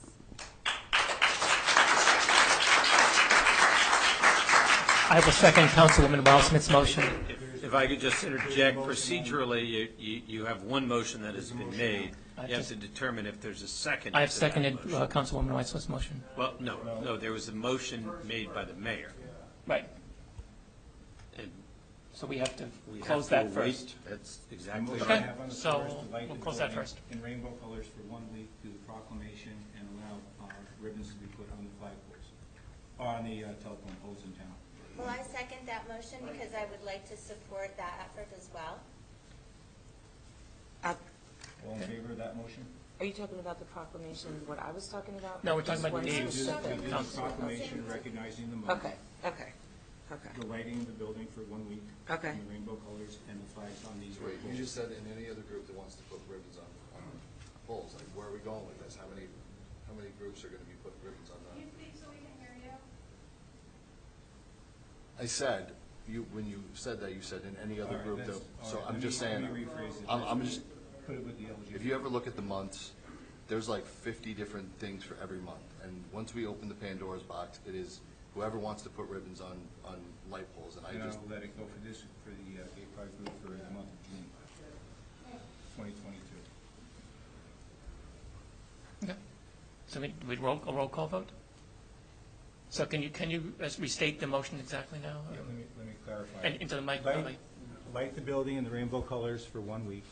The week of we do a proclamation stating that Gay Pride month of June, allowing the group for the month of June to put ribbons on the telephone poles in the year 2022 to begin. Well, they're the light poles, yeah. Light poles. They're not flagpoles, they're the light poles that you see on Main Yeah. Street. They do. And I think they only do the ribbons on Main Street. I don't think they do them on all of them, do they? We only have the light poles in the main area. Could we consider having the building lit for the month of June, and with the exception of graduation day, where we could do the Sparta colors for the graduates? I think we normally do that for the week, don't we? Well, okay. And there's a couple of different schools, too. now we're expanding all this Yeah, stuff no, over. I'm going to say for 1 week. My motion stands. Is there a second? I seconded the motion as it was. Okay. Right. Should we have a roll call? Roll call, roll, Kate. Councilor Chiarella? Yes. Deputy Mayor Lipscomb? No. Councilwoman Quinn? I'm confused now. I'm not confused. I want to see it bigger. I want to see it bigger. Okay, well, we can. I want to see it more inclusive, and I want to see it bigger. I agree with lighting. I agree with the, I guess, the motion on the floor. I will agree with that, but I want another. Then you make a different motion. I want another motion. I want the ability to make something Voting else out also. this motion. So, okay. So I seconded the motion, so we have your roll call vote, you have to say yes or no. Yes. Okay, so Councilwoman Quinn, no for that then? What? What was your vote? I said yes. I Okay. said okay. Councilwoman Rosner? Yes. Mayor Smith? Yes. And just to be clear, so it's ribbons on the poles and Lighting the town building hall 1 lit up. week and the proclamation. And the proclamation, yes. Okay. Okay, now, Councilwoman Wildsmith, you had something to add to that? Yes, I would also like to see a flag raised somewhere that the kids can see it on the way to school. And I'll second that motion. So I just want to be clear about something. Just 2 points. So Kate, you brought up before that something that did not sit right, and I want to make sure that I clarify it with you. You brought up the fact that in a conservative community, those that were not of this, come on up, those that were not embraced it because it was a political issue. And that's really concerning to me because I know a lot of people who cross many different political platforms that are members of the LGBTQ community. I didn't say it was a political issue. No, you did when you said that you live in a conservative township. That's No, what you. belief. That's what you said. That's belief. It's not politics. But that's. It's not. So when you said conservative, I want to But clarify. I don't really know what you're saying. Hold on, Of I just want to course- clarify okay, with you. go on. Sorry. Did you say conservative meaning conservative politics, like in a political sense, or were you talking about conservative? How did you mean conservative? As a point of order, we have a motion and a second on the floor. Yeah. Okay, in part of the discussion of that, to clarify the motion, the problem I have is a flagpole on municipal property, because then it becomes a political statement. That is the point, and we are able to have a government voice on this matter. Correct, Mr. Ryan? Yeah, we I make mean, political Well, statements all the time. I'm reading the Supreme Court decision. if you're I asking also read for the resolutions for other some communities that have done it. observations on that, my concern is the lack of taking a more studied approach to this and establishing a policy and therefore developing a more formal, thoughtful resolution or even an ordinance to establish those policies. So- My concern is with the precedent that was established indeed by the case that Mr. Clark referred to, which is Shurtleff versus the City of Boston, a U.S. Supreme Court decision that recently came down. And as I believe even made the point, the Supreme Court essentially felt that the city had opened itself up to allowing all types of interest groups to put up flags because the City of Boston, believe it or not, did not have a formal policy for considering what should or what should not go on those city flagpoles. Okay, thank you, Mr. Ryan. Well, You're absolutely correct. That was rather hasty of me. So I would like to back out of my motion, and I would like to have on our next agenda prior to June 1st, if the council agrees, a flag policy, of which there are many for other municipalities that have in fact done the same thing. And then also there is a resolution, beautifully written, that would protect us from litigation. Many examples for municipalities in New Jersey, so we can do it correctly on the next agenda, which would still be before June. So I really appreciate your advice. Before we move on there, so we have a number of municipal flagpoles. Do we have an inventory of what's on those poles? Like at the by the Dykstra Park, isn't there like an Italian flag during Columbus Day? There's probably Little League flags up on different municipal flagpoles. There's a number of things that we put up there. There's no reason why we can't do those. No, but these are on municipal property. I believe that's theirs. Okay, so let's just strike that off the list. So we have other municipal properties where we have flags on it. I'm sorry, I thought I was talking. The problem is legitimate issues get hijacked by politics, and that's what this becomes. And it's not just this, it's so many other groups. And then it's a fight of you know. Would you please use your microphone? I said that unfortunately a lot of these kind of issues, legitimate issues, get hijacked by politics, and I think that's what Chris was saying, is that this becomes political when it shouldn't be.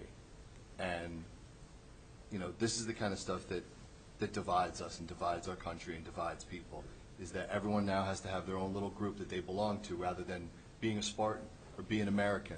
So now we got to have our own little groups that we belong to. And I can't support any of that. I don't. Because I love everybody in this town. Well, not everybody. There's a lot of people I don't love. But, if I see somebody out in public in some random place and they're wearing a Sparta shirt, I don't care what color they are, what sexuality are, what God they pray to. But I don't want that to be on a highlight for our town either. That's not what brings us together. That's not what supports us. That's what divides us. That's why I don't agree to this. Not because I don't support any marginalized groups. I support them all. And I will be the first person to say if there is real problems and people are being attacked or people are being marginalized, let's deal with the problem. Let's not create all new problems by highlighting things that aren't issues. And if there are issues, let's deal with them. But this is the kind of stuff I just don't support. Josh, I do respect your opinion, but I don't see it as divisive. I don't. I didn't say it was divisive. No, I mean having an acceptance of LGBTQ. Where does it end? Who else are we? Like Chris said, by supporting one group, or do we have to do this for every group now? Well, I'm just worried we're sending the wrong message.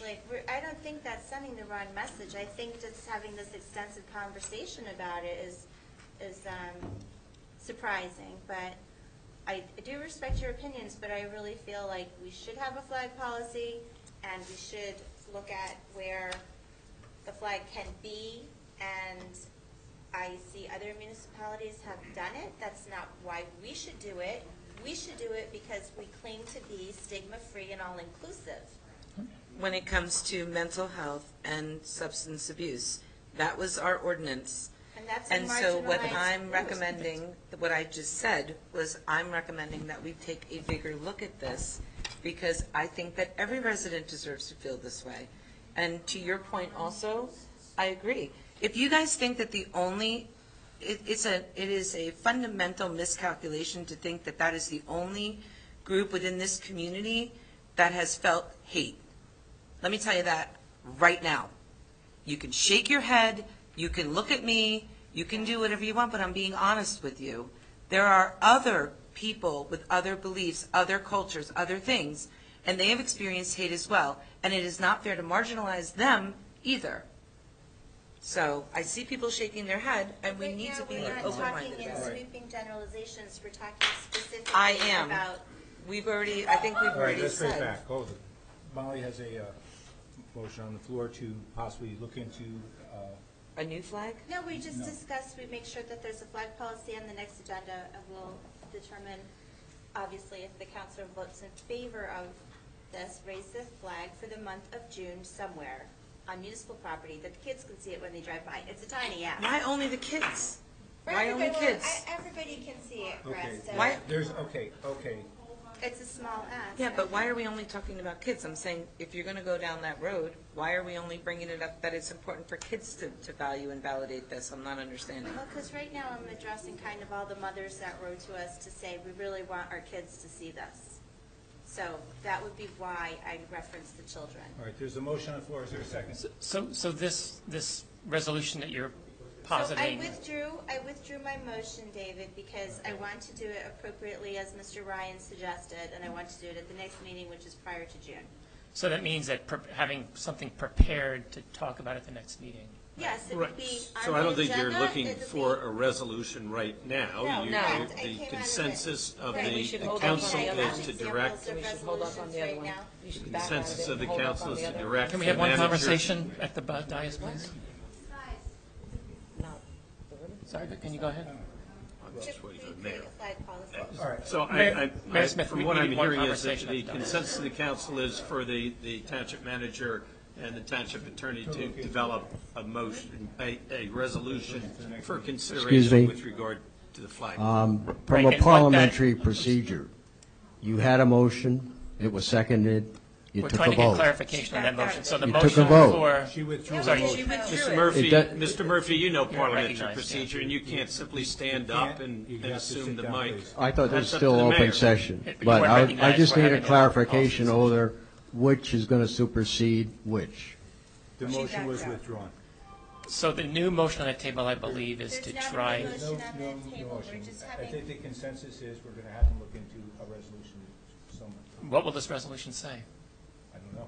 Well, that's what Molly's been That's a talking about. mystery. So Dan, we do need a flag policy if we were to make this happen in June, because all of the municipalities that I did check out their flag resolutions for Pride Month, they do have flag policies. So Mr. Ryan That's a good was point. super on point telling us that we need that to happen. Right, but And it's, not exhaustive amount of work, it's just, so the next agenda, I'm asking that we have that policy and that resolution on for consideration. But could that flag policy say, we don't do flags? That could That's be. my point. So I think we want to say, you have to be careful what type of policy Well, I that you're have positing. examples of the policy that Okay. I can share. Okay. So, That's I why we mean, want the I don't professional want it to to do it. say no flags, obviously. Exactly. That's why my we want the point. professional to write it, Right. obviously. All right, well, we could take this into consideration and we can, So right now, what we have, if you want to articulate, Dave.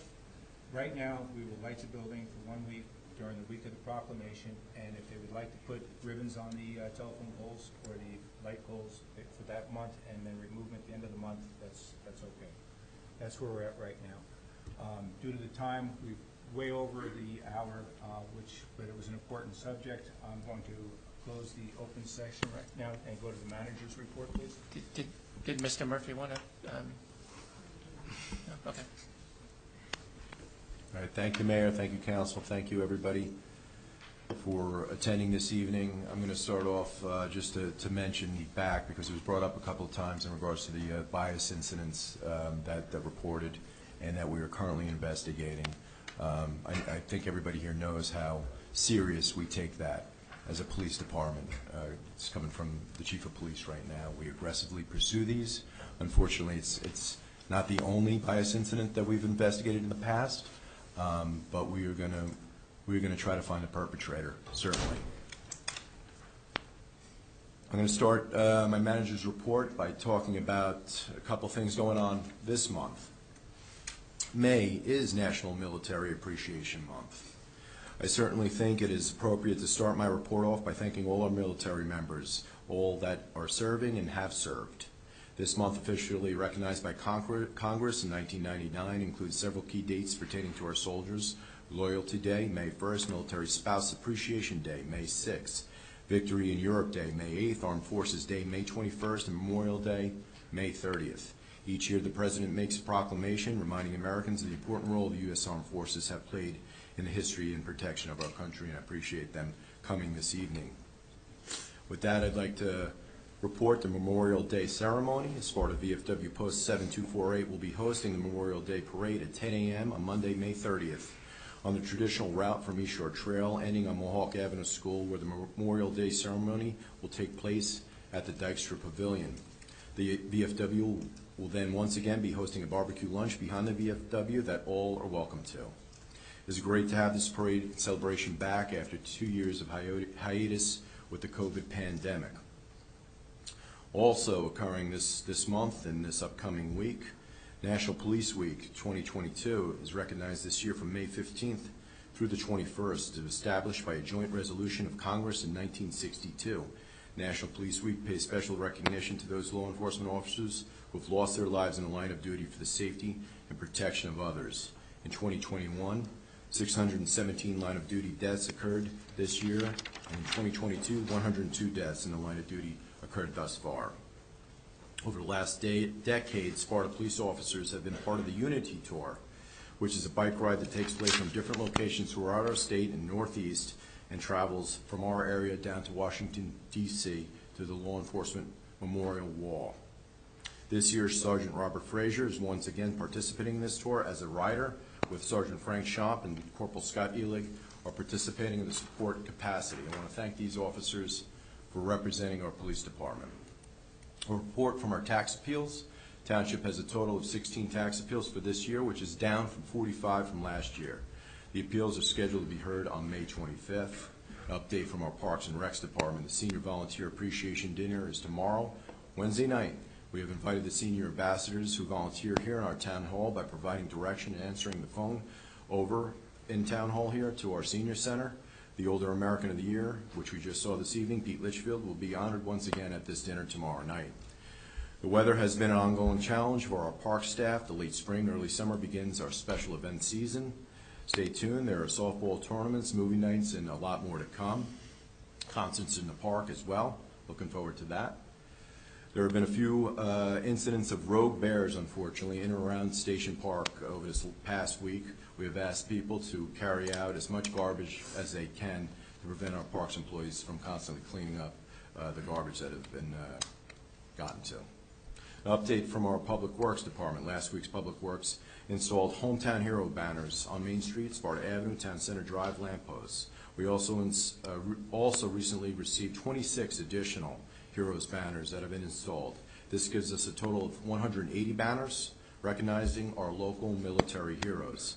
These banners will be up through the end of July. Last week, Public Works delivered 2,500 custom reusable bags to Town Hall at our library. As everybody is aware, the bag ban went into effect May 4th. These bags help promote and remind residents to be environmentally friendly. These bags have been divvied up amongst our township offices and can be picked up by our residents at these different locations throughout our township. This Saturday, May 14th, Sparta Public Works will be running its annual paper shred event here at Town Hall out front in front of the police station from 9 a.m. to 12 p.m. or until the trucks fill up. Please see our Sparta website for more information on this event. With better weather, this week's Public Works is assisting our contractor, Decker Town Seamless Gutter, in replacing the leaky asphalt shingle roof on the old section of the Station Park Maintenance Garage. A new steel roof matching the addition will be installed. And the Station Park path that I reported on last meeting has been progressing as planned. Lamppost footings and wirings have been installed, adjacent tree stumps have been removed, and topsoil has been staged. Paving is scheduled for next week. Lampposts are scheduled to be delivered by the end of the month. Full completion is anticipated early to mid-June. Again, this was a collaborative project with our Board of Education. We're proud to partner them on many different projects. A report from our police department. This past Saturday, April 30th, was recognized as National Drug Take-Back Day. The Coalition for Healthy and Safe Communities, in partnership with Sussex County Law Enforcement and the DEA, had promoted this nationwide effort. The National Prescription Take-Back Day, sponsored by the DEA, is a day to take part in the solution to reduce the misuse of prescription drugs and reduce the opiate abuse epidemic by safely and securing disposing of unwanted medicines at 11 different locations throughout our county, all our Sussex County Police Departments. The Sparta Police Department collected a total of 313 pounds of unused prescription drugs from this event. For your information, one out of 6 teens reported using a prescription drug to get high or change their mood. Unused drugs that remain in medicine cabinets and homes are highly susceptible to theft and misuse, while opiate prescription pain relievers can lead to heroin addiction. There's receptacles located right in our town hall, down at our police station, right in the lobby. That concludes my report, Mayor. Thank you. May I have a motion to accept the manager's report? I move that we accept the manager's report. May I have a second? Second. All in favor? Aye. Motion is carried. Deputy Mayor, would you please make a motion to accept expenditures? I make a motion, we accept expenditures in the amount of $395,625.16. May I have a second? I'll second. All in favor? Aye. Motion is carried.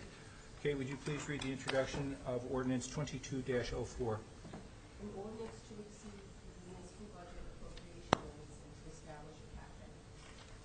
May I have a motion to introduce ordinance 22-04? So moved. May I have a second? I'll second. May I have a roll call vote, please? Councilman Chiarella? Yes. Deputy Mayor Whitworth? Yes. Councilwoman Lynch? Yes. Councilwoman Marissa? Yes. Mayor Smith? Yes. We have no hearings of ordinances right now. I'm going to open it up to the public with any comments with any of the resolutions except for 9-1. And I'll explain that in a minute. I'm going to take 9-1 out of public comment.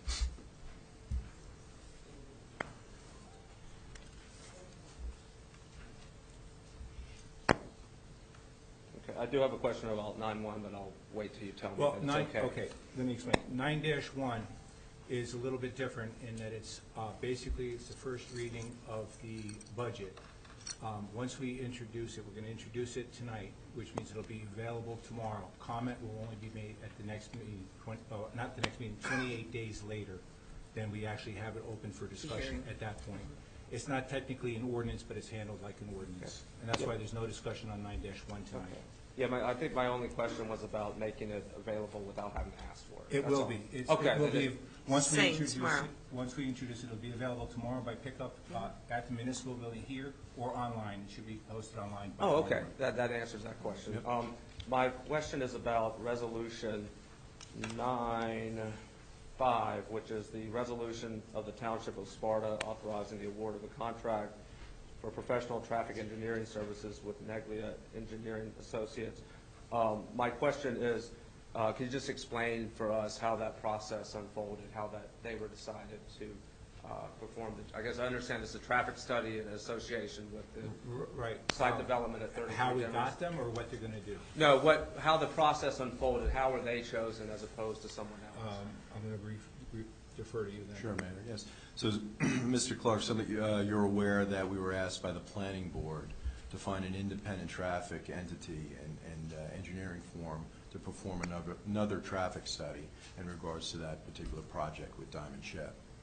I consulted with my professionals, and I received a list of engineers out there totally separate and not a part of the Diamond Ship application. Got that list. We whittled that list down to 4. I contacted 2 firms out of that 4 after talking to my professionals and conducted interviews with both of them.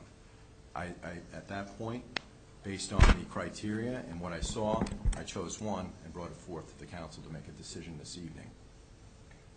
Thank you. And just a question, and I'm not implying anything happened here. Is there sort of am I to understand that no one here has either a personal or financial relationship with Negley Associates?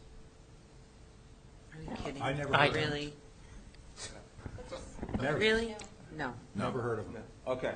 And then just a question, is there like a conflict of interest policy that the town has that it establishes if we're going to pick a professional services for third-party contracting, is there some kind of guidelines that you have to follow? Or do you just, okay.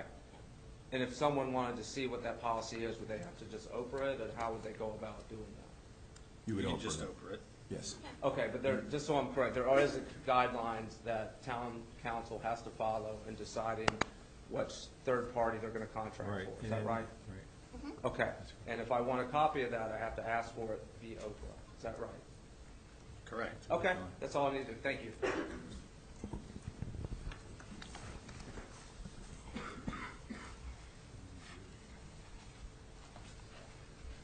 Hi, good evening. Dean Blumetti, 15 Water's Edge. I have questions on two of the resolutions tonight.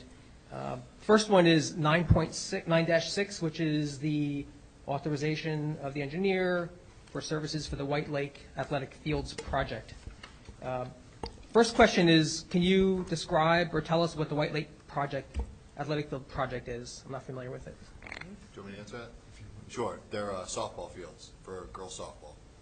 They're going to be multi-use fields, but right now that's what we're making sure that they have softball fields, because the turf field the turf field they currently use at Ungerman is in disrepair, and they won't be able to use it by next year. So we have to provide them fields.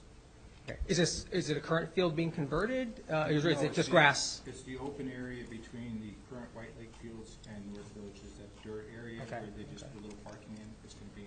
We're looking at it in there. It's existing township. It's existing township property, which is to Deputy Mayor's point. This was part of the existing plan out there. It's actually stage 3. Yeah. If I'm not mistaken, stage 3. I'm actually wondering, was former Councilman Devine part of the original White Lake plans? So the project has been in the works for some time. Okay. And thank you for that beautiful gem. Worked out well, I think. Yeah, it's working out good. Is there going to be turf fields or grass fields? Grass. Okay, excellent. I couldn't call myself a responsible resident if I didn't ask about the fees. So it looks like we're going to spend almost $100,000 just for the listed engineering services here, those 4 tasks, including almost $55,000 for preparation of contract documents and $29,000 for construction, inspection, and administration. As a layperson and a taxpayer, that seems extremely high. Can you comment on that? I'm going to ask our town engineer to comment on that. Okay. Yeah, what we did was we broke the project down into the incremental steps associated with putting the project out to bid. The project requires design drawings to be prepared, sealed engineering drawings. Obviously, they will be subject to review by the town, by the park department, what have you. But we need to design drainage improvements for the project, because we will be having a gravel access drive, gravel parking areas. So there's a regulatory piece that needs to be addressed as well. The documents, the design documents, the specifications get compiled into what we refer to as contract documents. There's a set of rules that the state of New Jersey establishes how you put a project out to bid. That's a colloquial term. There's a bid process. There's a request for information. There's a submission process, a review and conformance of contract documents. We do that with the township attorney in conjunction with them to make sure that all of the requirements and all the forms that are required are in place. Then the project goes out to bid, goes out to construction. The contract documents will specify certain timelines, certain performance specifications that need to be complied with. And as the work progresses, it gets inspected to confirm that it conforms with the contract documents. and then as the contractor makes requisitions for payment, the scope of work is reviewed against the request to ensure that they in fact did the work, and then we would make that recommendation in terms of payment. There are maintenance guarantees associated with certain items, maintenance bonds and whatnot, that are part of the contract closeout, so that gets put in place. So even though the project becomes built when it's substantially complete, there is a follow-up period, usually of 1 or 2 years, depending upon the nature of the items that are installed. So that's all included within that scope of work. Do we know, what is the percentage of that 100,000 do we expect the cost of the fields to be? Roughly. The pre-designed preliminary estimate for the project right now is $2.7 million. It has a 25% contingency in there because it hasn't been laid out, it's been conceptualized. We've also ensured to keep a 25% contingency because what we have found in the past 3 years with supply chain and other economic disruptions, the pricing scheme as we go out to bid is less predictable than it had been prior. So I'm hopeful that it will come down to close to the $2 million level. So it's approximately $100,000 on $2 million, which is relatively light from a typical contract ratio. But in this particular case, we're not dealing with process systems. We are bringing a water line in because we want to make sure that there's a fire hydrant. We want to make sure that there's water for irrigation purposes. We want to make sure that there's power supply being brought in. So there are some more complex elements, but by and large, it's more grading and specifications of materials. Okay. My next question is 9-8. That's the water connection fee payment agreement with Mohawk Restaurant Group. The way I understand this is that there's a building or a property owner that owes the township $147,000 for water connection fees, and that so I have questions about the arrangement. It says that there's an attached water connection fee payment agreement, but that wasn't included with the public agenda, so I don't know what the details are about the agreement. So my questions are, what is the interest rate that the town is charging this owner? And also, how long do the installments go out? And is this a common arrangement? It sounds like a loan. I can address that, Mayor. Okay. The township has an ordinance for water and wastewater. It defines not only our system, but how we relate to the customers. So when any customer, water or sewer, wants to connect to our system, there's a connection fee that's due to be paid to the township. The term we use is EDUs, equivalent dwelling units. It's a measure of volume, 250 gallons per EDU, and depending upon the nature, so a house, for example, a typical house is 1 EDU. Restaurants and businesses, the number of EDUs are calculated based on a table of values, a schedule of values that's in our ordinance. So we calculate the EDUs, we apply that number, we then take the current year's connection fee, which is prepared by the township's auditor, periodically updated. We take that number, we multiply it by the number of EDUs, that gives the total value. That's the 146 you see. This particular form of ordinance and this process is one that the township has been doing regularly for all its customers. If you have greater than 3 EDUs, our ordinance says if you're a business, if you're a user of more than 3 EDUs, you can pay for it over the course of 5 years, but you must sign a payment plan, and the way that the township authorizes their signature is by virtue of a resolution. So this is another one of our businesses out in North Village who is now ready to connect.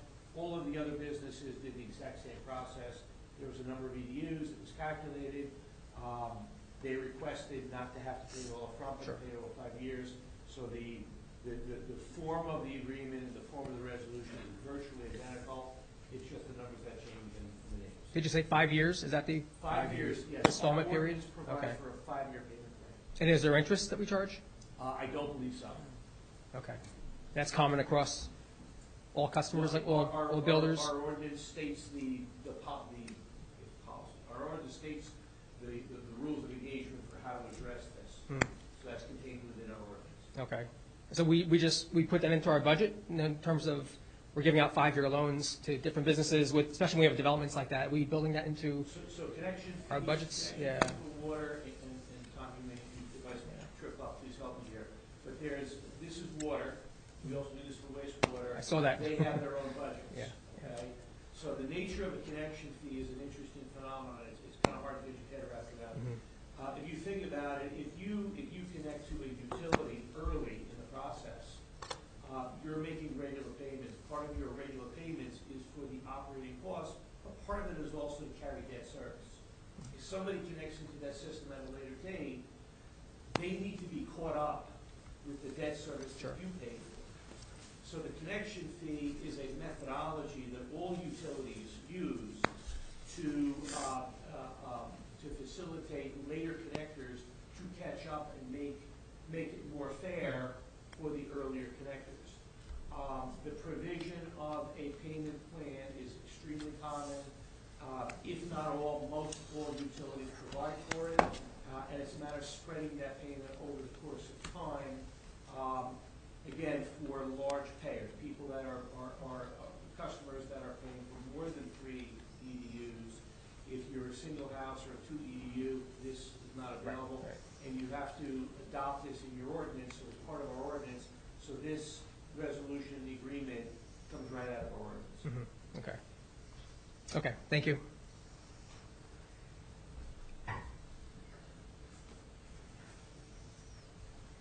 Hi, Mike Devine again. 2 points. If it's still timely, could I just ask a quick question to clarify the cap? I kind of remember it as an allowance to spend a few small percentage above your budget for specific reasons, if that's roughly correct. My question is, does that have to be funded in the budget? Do you have to have a revenue source identified for that 3% in the event that you expend it? We're talking on resolutions now. You're talking going back to the ordinance? That's what I'm saying. If it's not timely, I won't ask the question. I'm just trying to clarify what the That's okay, cap Tom. means. Tom, you want to answer that? No. There you go. You do not have to identify a revenue source. Correct. So I like him. He How do you meant, mean no, that? you No. don't have to identify a revenue source, The not, no, question he's was, not going to No, answer. do you you have a guys are revenue saying source? And the answer is So what yes, happens if do you not want need to, it. what happens if you want to spend the money? Where does it come from? You're not, well, again, it has nothing to do with the budget. It's a state calculation to make sure that your increase for the inside the cap doesn't exceed the state amount this year, which is 2.5%, but this ordinance allows you to go to the maximum 3.5%. So if your appropriations don't, you take last year's, multiply times 2.5% or 3.5%, with adjustments, if it doesn't exceed that amount, you're within the state cap law. It has nothing to do with the budget. It's a second thought. So you put together the budget, the mayor and council look at it, they say, you know, where you want to come in tax rate wise. And so then you look at the inside the cap, you do the calculation. If you're within the cap, nothing happens. And if you have 200,000 left over, it gets banked to the next year. I had a town, a very small town, where their solid waste budget went dramatically higher this year. That's inside the cap. They are probably one of the few instances where I saw that they exceeded this dollar amount. Now, when we were putting together the budget, we were looking at the tax rate and saying, oh, their tax rate was going to go up. Then I did the calculation and go, whoops, we have to go back to the drawing board now because your inside the cap exceeded the 3.5%. So now they had to go back and cut. So again, it has really nothing to do except it was the governor in 1977 for spending. So think of it as expense leveling. So if I'm way oversimplifying, you got $1,000 budget, you're going to spend $1,000, and this year it snows a lot, or let's say it doesn't snow at all, and we didn't have to plow a lot, and we only spent $900 out of the $1,000. But next year it might snow a lot, and now you might spend, and you still budget $1,000, but next year it snows a lot, and you spend $1,100 on because you're snow plowing a lot. Okay. And so rather than your budget goes down, your tax goes up. This is a way to level out your expenses. All right, Did I state that okay? Sounds like it's more constrained on parts of your budget than it's. Yeah, it was the governor in 1977 for spending for inside the cap. I think the school board has an analogous thing too, where they have a cap as well. They have one, but it's not, they have more of a levy cap than the appropriations cap. Okay. But they have other really strange caps. The other question is relevant to, I guess, is it a resolution you're considering now? The one about the traffic study. I'm sorry, which one? I don't know what number it is, one about the traffic study. 9.5. Okay. I think when master plans are done, there is some degree of traffic study part of the master plan, I think. So my question is, when you did the master plan to the relevant section for the diamond ship, was there any traffic study done at that point in time? And was that taken into account when you subsequently updated to allow the height variance, et cetera? That's a planning board issue, because they don't do master plan. Yeah. Master plan is exclusively jurisdiction of the planning board. Okay, The planning but board is also the one that will be using the engineer. They're the ones traffic that engineer. requested it. Okay, the ordinance change, though, is your responsibility, right? Was there an ordinance change that changed the height allowance? Yeah, we went from what, 35 to 58, I believe. Memory serves me. 55. Or Okay, there was some. But They're 55. But they're at 48. Yeah. They So testified was there any 48. consideration at that point as to what type of developments that would allow and what the traffic impact would be from that? Or is that not part of your purview? Well, I don't think it could have been, because you don't know what kind of We business. didn't know what was coming. You don't know what was coming in. You could build something like that uses it for some kind of mechanism, like the one that builds, the parts for aircrafts, for fighter Okay. jets. So I don't think there's any way that you could have quantified that. Yeah, the master plan, I think with, Mike, there's a circulation element, I think that's what. Maybe that's what it was. So within the master plan, there are several documents, Yeah. one of them being called the circulation element. That's where you look at flow patterns throughout the township. But when the planning board does that, they typically don't do that with the benefit of a traffic engineer. It's more of a planner's exercise than an engineer. Yeah, because you don't, as you said, John, you don't know We're what starting to use get is off going to point, be. though. That's not, You the can't be resolution is fixed. strictly to authorize the engineer. So to get to my last question, my real question is, you're going to authorize this traffic study at the request of the planning board. There's also is or was, I think, a traffic study done by the developer, is That's that correct. correct? What happens if they're in conflict? Let's wait and see. Well, that's why the planning board asked for it. That's why they asked for it, and the people want to know. They don't agree with the developer's traffic study, so we're doing it independent, and let's see what it shows. Okay, so if, Well, I think your point is, because, you've done this before, traffic isn't an allowable reason to deny an application. Right. So, but it would give us, the planning board, the ability to go back and say, we see a problem here, we're going to ask that you make these fixes. Or put conditions in. Well, that's what I'm saying, you put Right. conditions in that would remedy anything that might come up in a traffic study. okay, so not to think of it in terms of a reason to deny, which it can't be. It could lead to ways to improve it and make conditions on the approval. That's correct. That would address That's why I identified traffic problems. Yes. All right, thank you. And we don't pay for that. The applicant pays for it. Yes. Correct. Good evening. I'm Barbara Gomes, 10 Links Court, Sparta. I wanted to thank the planning board and the council for having an independent traffic study done for us. We feel heard. I have a question about which roads could be included in that study, and what are the procedures to ask? Okay. That's the planning board. We're just allowing the hiring of the engineer. We are not Yep. controlling the engineer. Yep, so I just kind of want to set up what I need That's to what do it is. next. It would be planning board. Planning board. Okay, The and I engineer just will want be to, working for the planning board. okay, and I just want to inform council that I did, as of yesterday, not knowing that you guys were passing this tonight, sent an email to our chief that from my neighborhood, so about 26 of my neighbors, asking for a certain intersection to be included in that traffic study.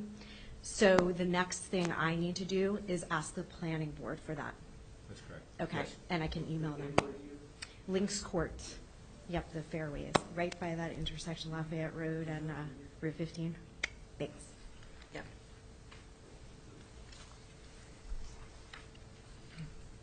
And I just want to reiterate, I'm sorry, also that, if anyone has questions, they're more than welcome to reach out to the zoning department. They're more than willing to reach out to us. We can answer what we can. We've extended that many times since the very beginning. So, just to bring that up. And also just to clarify about who pays for these professionals, because I think that's very important. So, in and throughout the process is not, so I said this, and Mr. Clark, I said this to you when you were here. I've said it a couple of different times. Those funds to fund the professionals do not come from the township or the planning board. They're covered by the applicant. So when we make requests for these professional reports, I just want to be clear that when you see the numbers and you see whatever, I want to be very clear about who's paying for that. We do not put out money if the planning board determines that there is a reporting that needs to happen, whether it be on whatever topic. That request comes up through, and then those funds are generated from the applicant to cover the cost. Period. Yes, sir. Something on one of the resolutions? Yes. Good evening, Mr. Mayor. Good evening, council members. My name is Terry Clark, 8 White Deer Plaza. Councilwoman Wildsmith, I would like to thank you on behalf of the LGBT community for your efforts on flying the flag on the municipal buildings. Please, and I wish... Sorry? Please limit it to the resolution. Okay. No, I just had to say that, and I wish I could say the same about Mr. Deputy Mayor. Thank you. Is that a question on the resolution? Yeah, clearly that was not a resolution. Anyone else on the resolutions? Is there a motion to accept resolutions 9-1 through 9-6? Actually, before I have a question from the dais. Oh, I'm sorry. Okay. Go ahead. And I'd like to carve out resolution 9-6 from our vote. I had a couple questions about that. So with the resolution 9-6, my understanding, so this is, I guess, something new that had popped up since my last understanding, was that we had a year or two ago issued a bond to convert one of the station park fields from natural turf to plastic grass. After a while, it was deemed that the area was not compatible with the sensitivity of the environment, so it would not lend itself to a plastic turf field. And so some time passed, and then the scope changed to now we're going to create a net new field at White Lake using those funds, which I think also were going to come from the open space funds. And now I'm hearing that it's not a I think it was $1.3 million. Now it's a $2 million project, and now it's for a natural grass field. I guess a couple of questions. So since this was going from an existing field to a net new field, has there been some kind of a needs assessment done? Has it been determined before we spend $2 million of taxpayer money, do we need another field? The department is the one that pointed out the need for it. And how did they do that? Just thumb in the air? No, not up in the air, because we talked about losing the field. Softball was losing their fields. So based on the volume and I guess how many people had signed up, they knew that they were going to need the field for them to be able to utilize it. So there was a needs assessment done first? Yeah, okay. It was. And the reason it's on so fast is because we would like to get them done before the end of the year. It's like a year project. So how did the scope then go from plastic turf at 1.1 of 1.3 million to natural turf at 2 million? What happened there? It's 4 fields, that's right. It's 4. Yeah. We're looking at 4. If you'd like, I could provide some context, some historical basis and kind of description of the scope as it's been created through the Parks Department. Just to give context to the site, I think I'm not sure who said it when Mike Devine was on council. We acquired the property in 2002, so we've owned it since then. If you go into the park, into the parking lot now, on your left-hand side, we got the multiple soccer fields. The planning for that area was around 2006. It was built 2007-8. The larger field with the lights on your right-hand side was Phase 2. That was about 2009. Phase 3 was the rest of the land. It's generally underdeveloped. It's not heavily wooded, a lot of scrub. I understand. It's the area where the beach is on that side. That's called Phase 3. That goes all the way back from White Lake Road, all the way back almost to the railroad tracks. So it's a very deep property, much deeper than the other side. That actually started, the planning for that actually started in 2013. I actually dug up the original sketch for the area.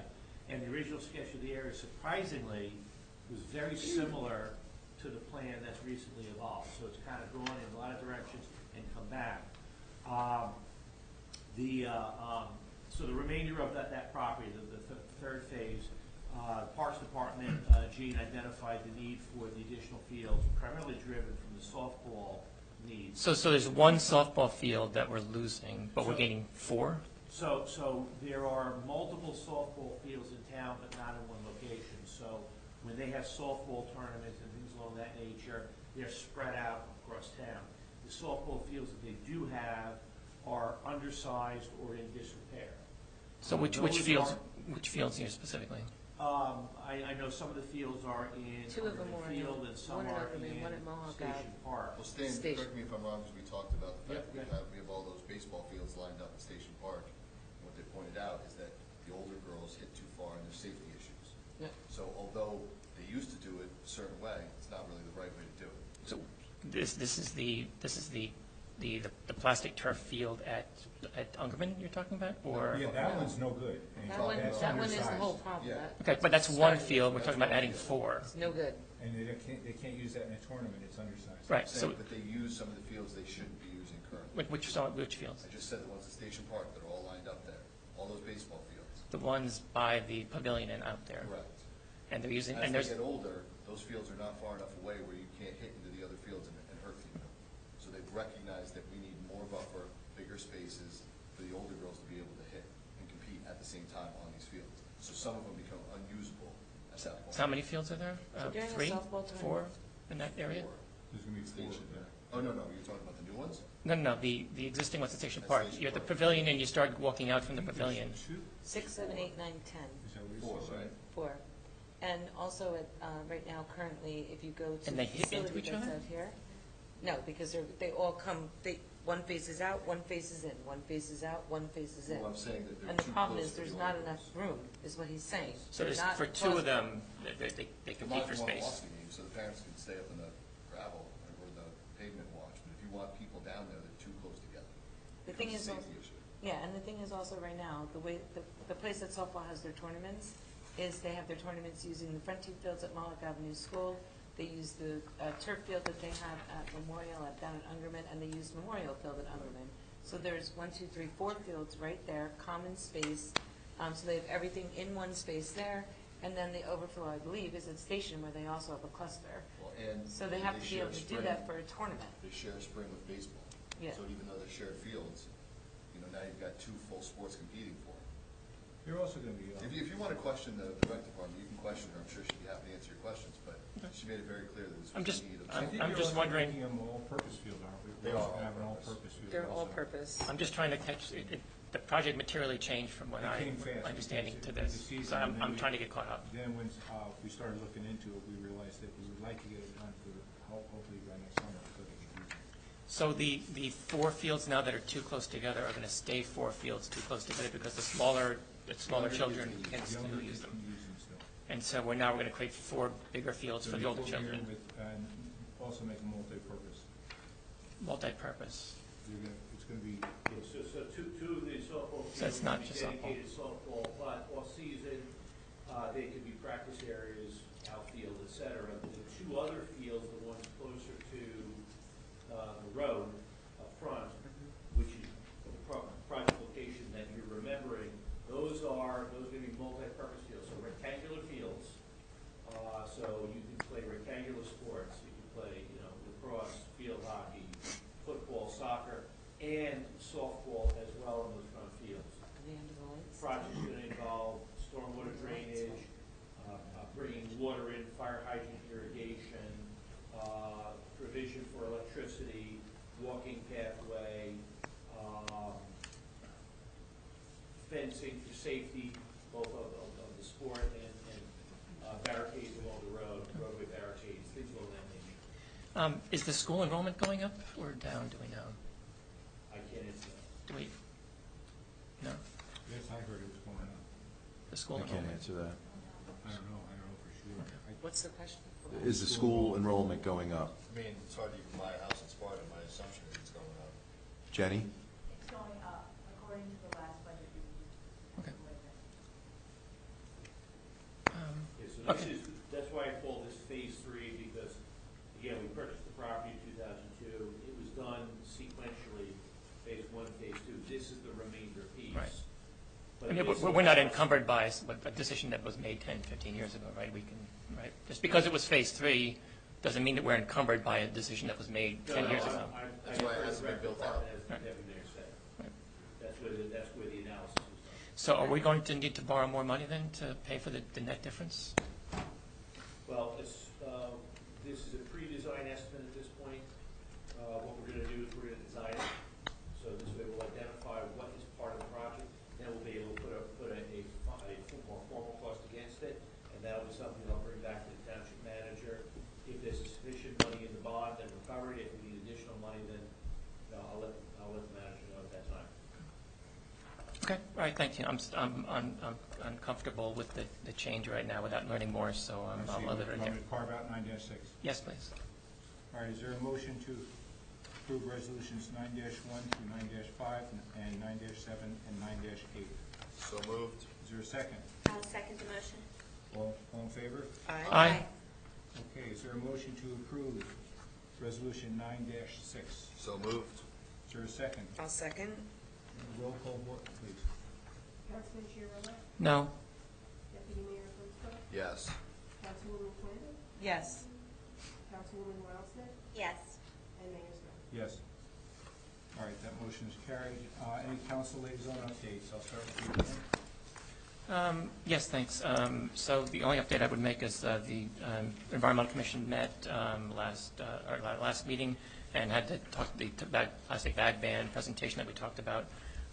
There were a few people attended, not a lot, but a number of people availed themselves of this in person and virtually. And it was a very well done presentation, and I hope to share that with like on our website somewhere if somebody can. It's an asset that we now have, and I'm hoping that we can make that available to anybody who wants to view it. I'll follow up on that.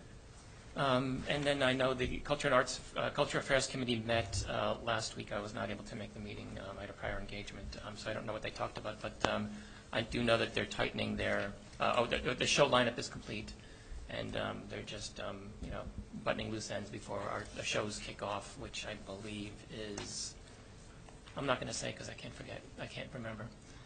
But it's something to do every year, and if you haven't availed yourself of the opportunity to see some good free music, please do that this year. And that's all I have. Thank you. Deputy Mayor? No, my liaison meetings are next week and the week after. Councilwoman Quinn? So I have a couple, just an update from Salute 07871. Chief, we'd like to really thank the DPW department. The banners, the double hangers look phenomenal. I've been taking a lot of pictures and sending them to people that are not in Sparta right now, and it's stunning. It really is amazing. To your point, if anyone is interested in ordering a banner, we are now moving to ordering once per year. The last banner order we just put in, and we will do another one in February of next year. You can get the link to the banner order on our website, spartanj.net. If you go to the Hometown Heroes section of our website, we have a complete page, portal, links, veterans help sites, and on that as well. You can also find the Salute 07871 link from the quick link section of our website. So that is our update from Salute 07871. With regard to the rec advisory, we'll be meeting next week, and it's really exciting because, as I've mentioned before, one of the topics for discussion on our agenda will be the expansion of our movie in the park to our theater in the park, hopefully. So we've been talking about this for a couple of years. COVID has made it impossible, so we're very excited to be relooking at this and hope to be able to deliver it in the, God willing, 2022. The Municipal Alliance, also just an update. We have increased our donation. We put in for that grant, so Marie was kind enough to put in the information for the grant, And as an organization, we've made the decision to increase our contribution to project graduation, and also we have decided that we this year are very excited to say we're going to sponsor the T-shirts that they get. So we were told there was about 260 seniors in the graduating class, so we're excited. They unfortunately have not had a project graduation because of COVID, so there were funds that were there from last year, and we decided to put them in so that we were able to expand for this year. So just excited about that. Other than that, that's it for liaison reports. Councilman Wassman? None. And Thank you. I don't have any. We had a senior meeting, that was it. They just were planning out the dinner for tomorrow night. Any old business? We'll start with you, Councilwoman Wassman. No, we covered it. Councilwoman Quinn. Old business? No. Deputy Mayor? None. Councilman? Yeah, one thing. Actually, it's two things. One is one thing is actually something we already discussed, the pride flag. And I just want to say that people have stayed. Thank you for staying. It's been a long day. A long day for me. I've been in meetings since like 8 o'clock today, so it's been a long day. But I think what you saw was very healthy. You know, we have an open discussion of policy in public, and it might have been hard to follow and cumbersome or whatever. But I think it was healthy. It was a healthy discussion. I hope we recognize that. And so I had asked for two things to be brought up today. That was the first one. The second one is I'd like to revisit and have come to a decision on whether we can make or making every council meeting from here on in or in the foreseeable future having a remote participation option at the councils. As somebody recognized earlier, it's not very hard to do. We've been doing it for years with Zoom. We can start small by just having a listen-in only. And we can grow from there. But I think at this day and age, it's something that the town has come to expect, and we should do that. So Dan, the last time you brought that up, you brought this up a number of times. The last time you brought it up, what we said was bring this up with the technology committee. Yeah, so, I don't feel the need to bring the technology. Well, we need technology because we don't have it in this room. So. Yeah, we do. We've been doing Zoom meetings for years in this room, so we know how to do the technology. So I'm just saying we need some technology. We have some on order. It's not here yet.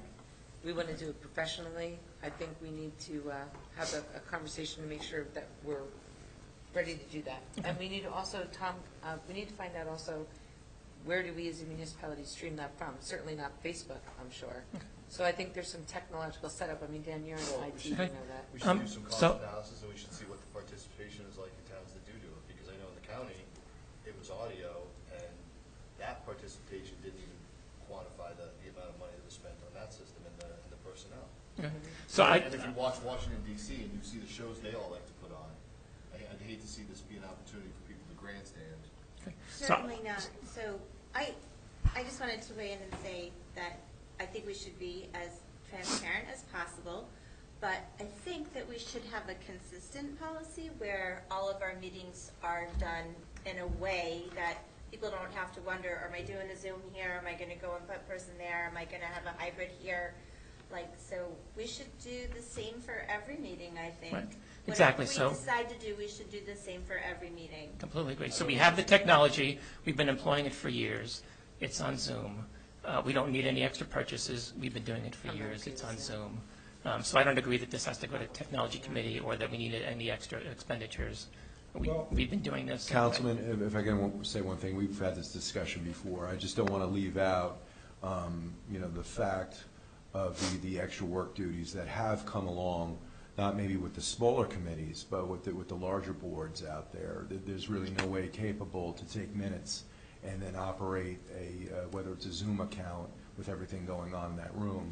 And I've had particular employees invest a lot of extra time, because of COVID over the years, but that does come back as an expense to the town. That is a fair point. It depends on what kind of capabilities you want. So if you're somebody who's going to monitor it and take questions and have people take the floor, absolutely, and then you need a monitor, and there's an expense, and I completely agree with that. And that's why I'm suggesting starting small, have a listen-in only. We've employed that with the Environmental Commission, the smaller committee, where the person taking the minutes can actually just open up let it run and then close it. There's really no moderation to do at that point. So that's what I would recommend. And so I agree with you, you don't want to introduce having people stay late that somebody doesn't need to, but if you start small, have a participation, have a listen only, you can do that without any expense. When some of these ordinances and stuff went through during COVID, and everybody said they were hunkered down, and everything, if I remember right, was Zoom. And we used to have screens in front of us, and I'd look at the Zoom screen, because one or two of us would be up here, and 5 out of the 8 that were on the Zoom were town employees. Yourself was on it, Molly was on it, Tom sometimes was on it, Stan maybe was on it, and one or two, Mr. Blumetti was on it, I know several times, and that's it. So now, we're all here, if we Zoom it, I'm with the manager, I can't see paying somebody for 3 people on Zoom. Here, if We wouldn't need to pay everybody's anybody. down at home and interested, that would have been the time you would have wanted to go on Zoom, not when you can come in. It's when you can't come in, you want to be on it, make it available, and it was available. Maybe some of the people here would have been better off in their pajamas listening in rather Did than everybody have to know come here. it was on Zoom? How many here went on Zoom and saw our council meetings last year when this ordinance was passed? We didn't know about the ordinance. I live right next to the property. I never heard about the ordinance change. That ordinance change happened over probably 5 meetings, no lie. Every one of them was Zoom. And it was on Zoom. Every one of them. My point is. Every one of them was on Zoom. My point is, the Zoom When I was and links. notified about any kind of change to a property attached to my property, that you're going to allow 55-foot buildings, 1,000,000-square-foot warehouse. Okay. Well, that's not what it said. We're getting off point. But my point is that we had the Zoom available and it wasn't being used. And everybody was saying they were stuck home. That's when they could have used it. I would say, one, we got to first find out our technology equipment is on back order from what I understand. We don't need the technology. I really don't even know what the full capabilities are of it. It's, from what I understand, it is ordered. I know. We don't need new technology. We employed that at the last Environmental Commission meeting. Well, if it's that easy, you're more than welcome to stream it from your cell phone. I mean, the lady said it's that easy. But You have to figure out where it's streaming it from. And where it's going to. I mean, I don't have a problem with people streaming. You know, I see people out there when they sit up here streaming all our meetings. Yeah, the burden is on the Wi-Fi pass, who you need to have like a full data plan, so people are doing it so that we don't families home.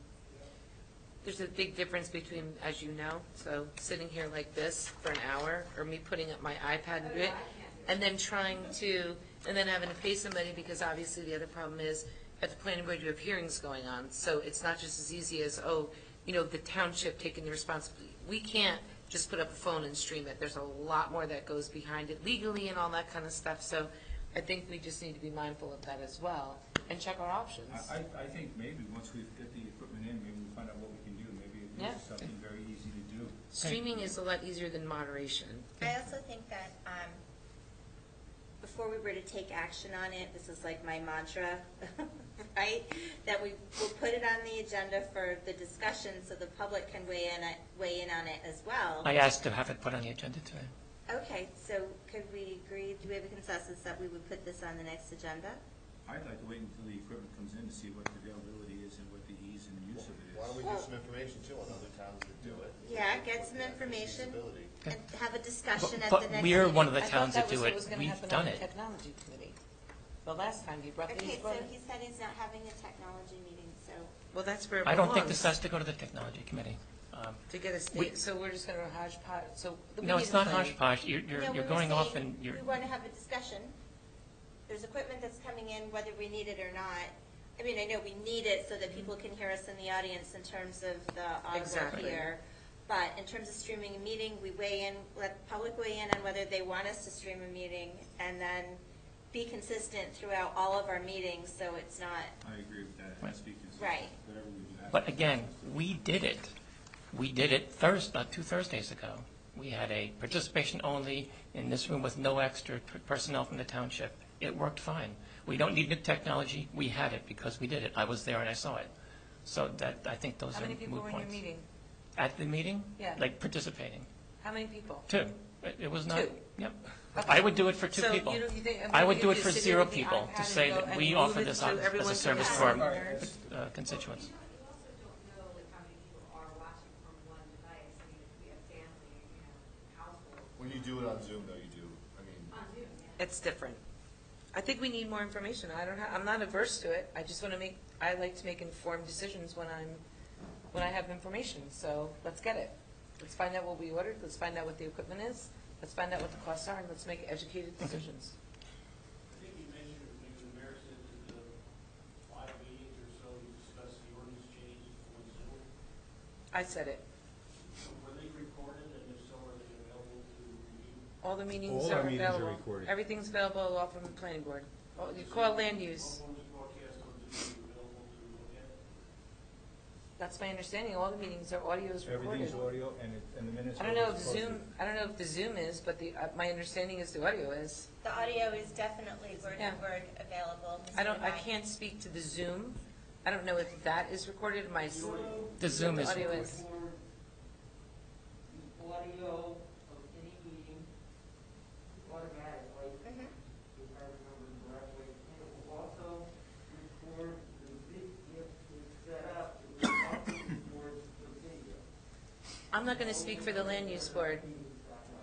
I will only make statements that I know have factual background. I'm not going to make a guess. We have to talk to the Right, land so this use is board. new business now, we're not engaging.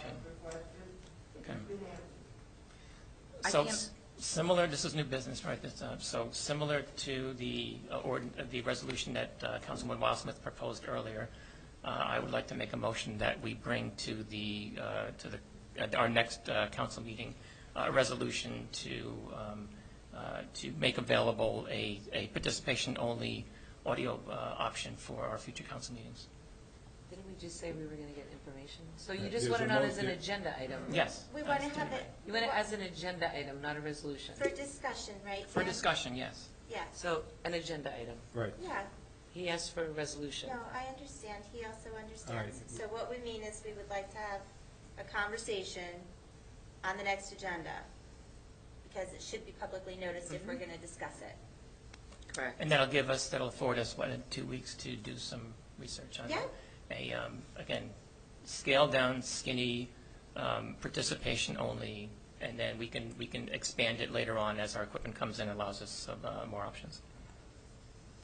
With that in mind, that we spend the least amount of money, probably zero And at this time. who's going to research it? Are you just going to leave it open-ended? Because I know what's going to happen if you leave it open-ended. I would like the I think town the manager tech- to research. I think we can discuss it in a technology meeting too, that we should I think put that's together. where it should go. That's what we said last time. We were trying to organize one, things didn't happen this past week, and we'll get one together. Okay. Right. But again, we have the technology because we just did it, right? I think you're obfuscating the issue, but So anyway. we're going to have a discussion at the next meeting, right? Sure. I don't have any problem putting that on the agenda. Okay. Well, that's kind of new business. Any other new business from the dais? Anybody?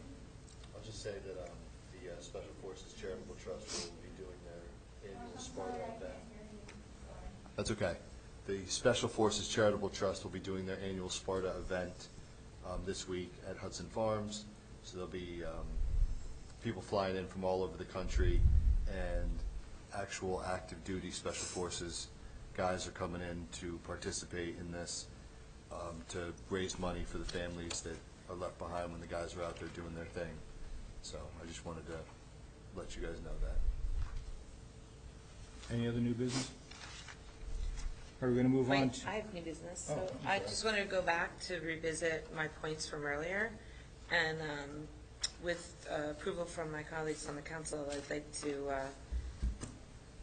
do more homework behind the points that I made before, the proclamation and it being larger than just one group, and really looking at the stigma-free expansion. Absolutely, because I think Molly And- also wanted some more information on it, or to look into more too.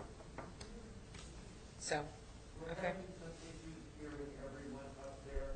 You're having conversations among yourselves. You're not addressing the entire reality. We can't hear you. Is anyone having trouble hearing what I'm saying? Yes. Me? Yes, you. All of you are looking at each other. Just look at the Okay, microphone. so from a new business perspective, just to be clear, what I said was I want to go back and address the points that I brought up earlier tonight, that are around going back and looking at I'm talking, but you asked me to tell you what I'm saying, so I'm trying to enunciate so that everybody can hear me. I want to make sure that I am clear on this so that there's no misunderstanding about it. What I'm saying is I would like to go back to revisit as open item the points that I made before, and I would like to come up with more information, with a proclamation, with some ideas, and then come back to the council with that done, with approval, with the confirmation and approval from my colleagues here. I'm going to do it anyway, actually, but I want to know if everyone's on board. I agree. Anyone have an issue with me doing that? No. Not at all. Great. Thanks. That's the only new business I have. At this point, I'm going to open it back up to the public for anything that's not on the agenda. Hi, Jenny Derricks, tap into Sparta. Just one of the things that's been just mentioned recently about getting, you can Oprah the audio. You can Oprah it for sure, and you can get a CD, but you can't use it. I have to listen to it in my car. You have to upload a patch, and if you're lucky, it works. It takes about an hour, maybe a half hour if you're lucky.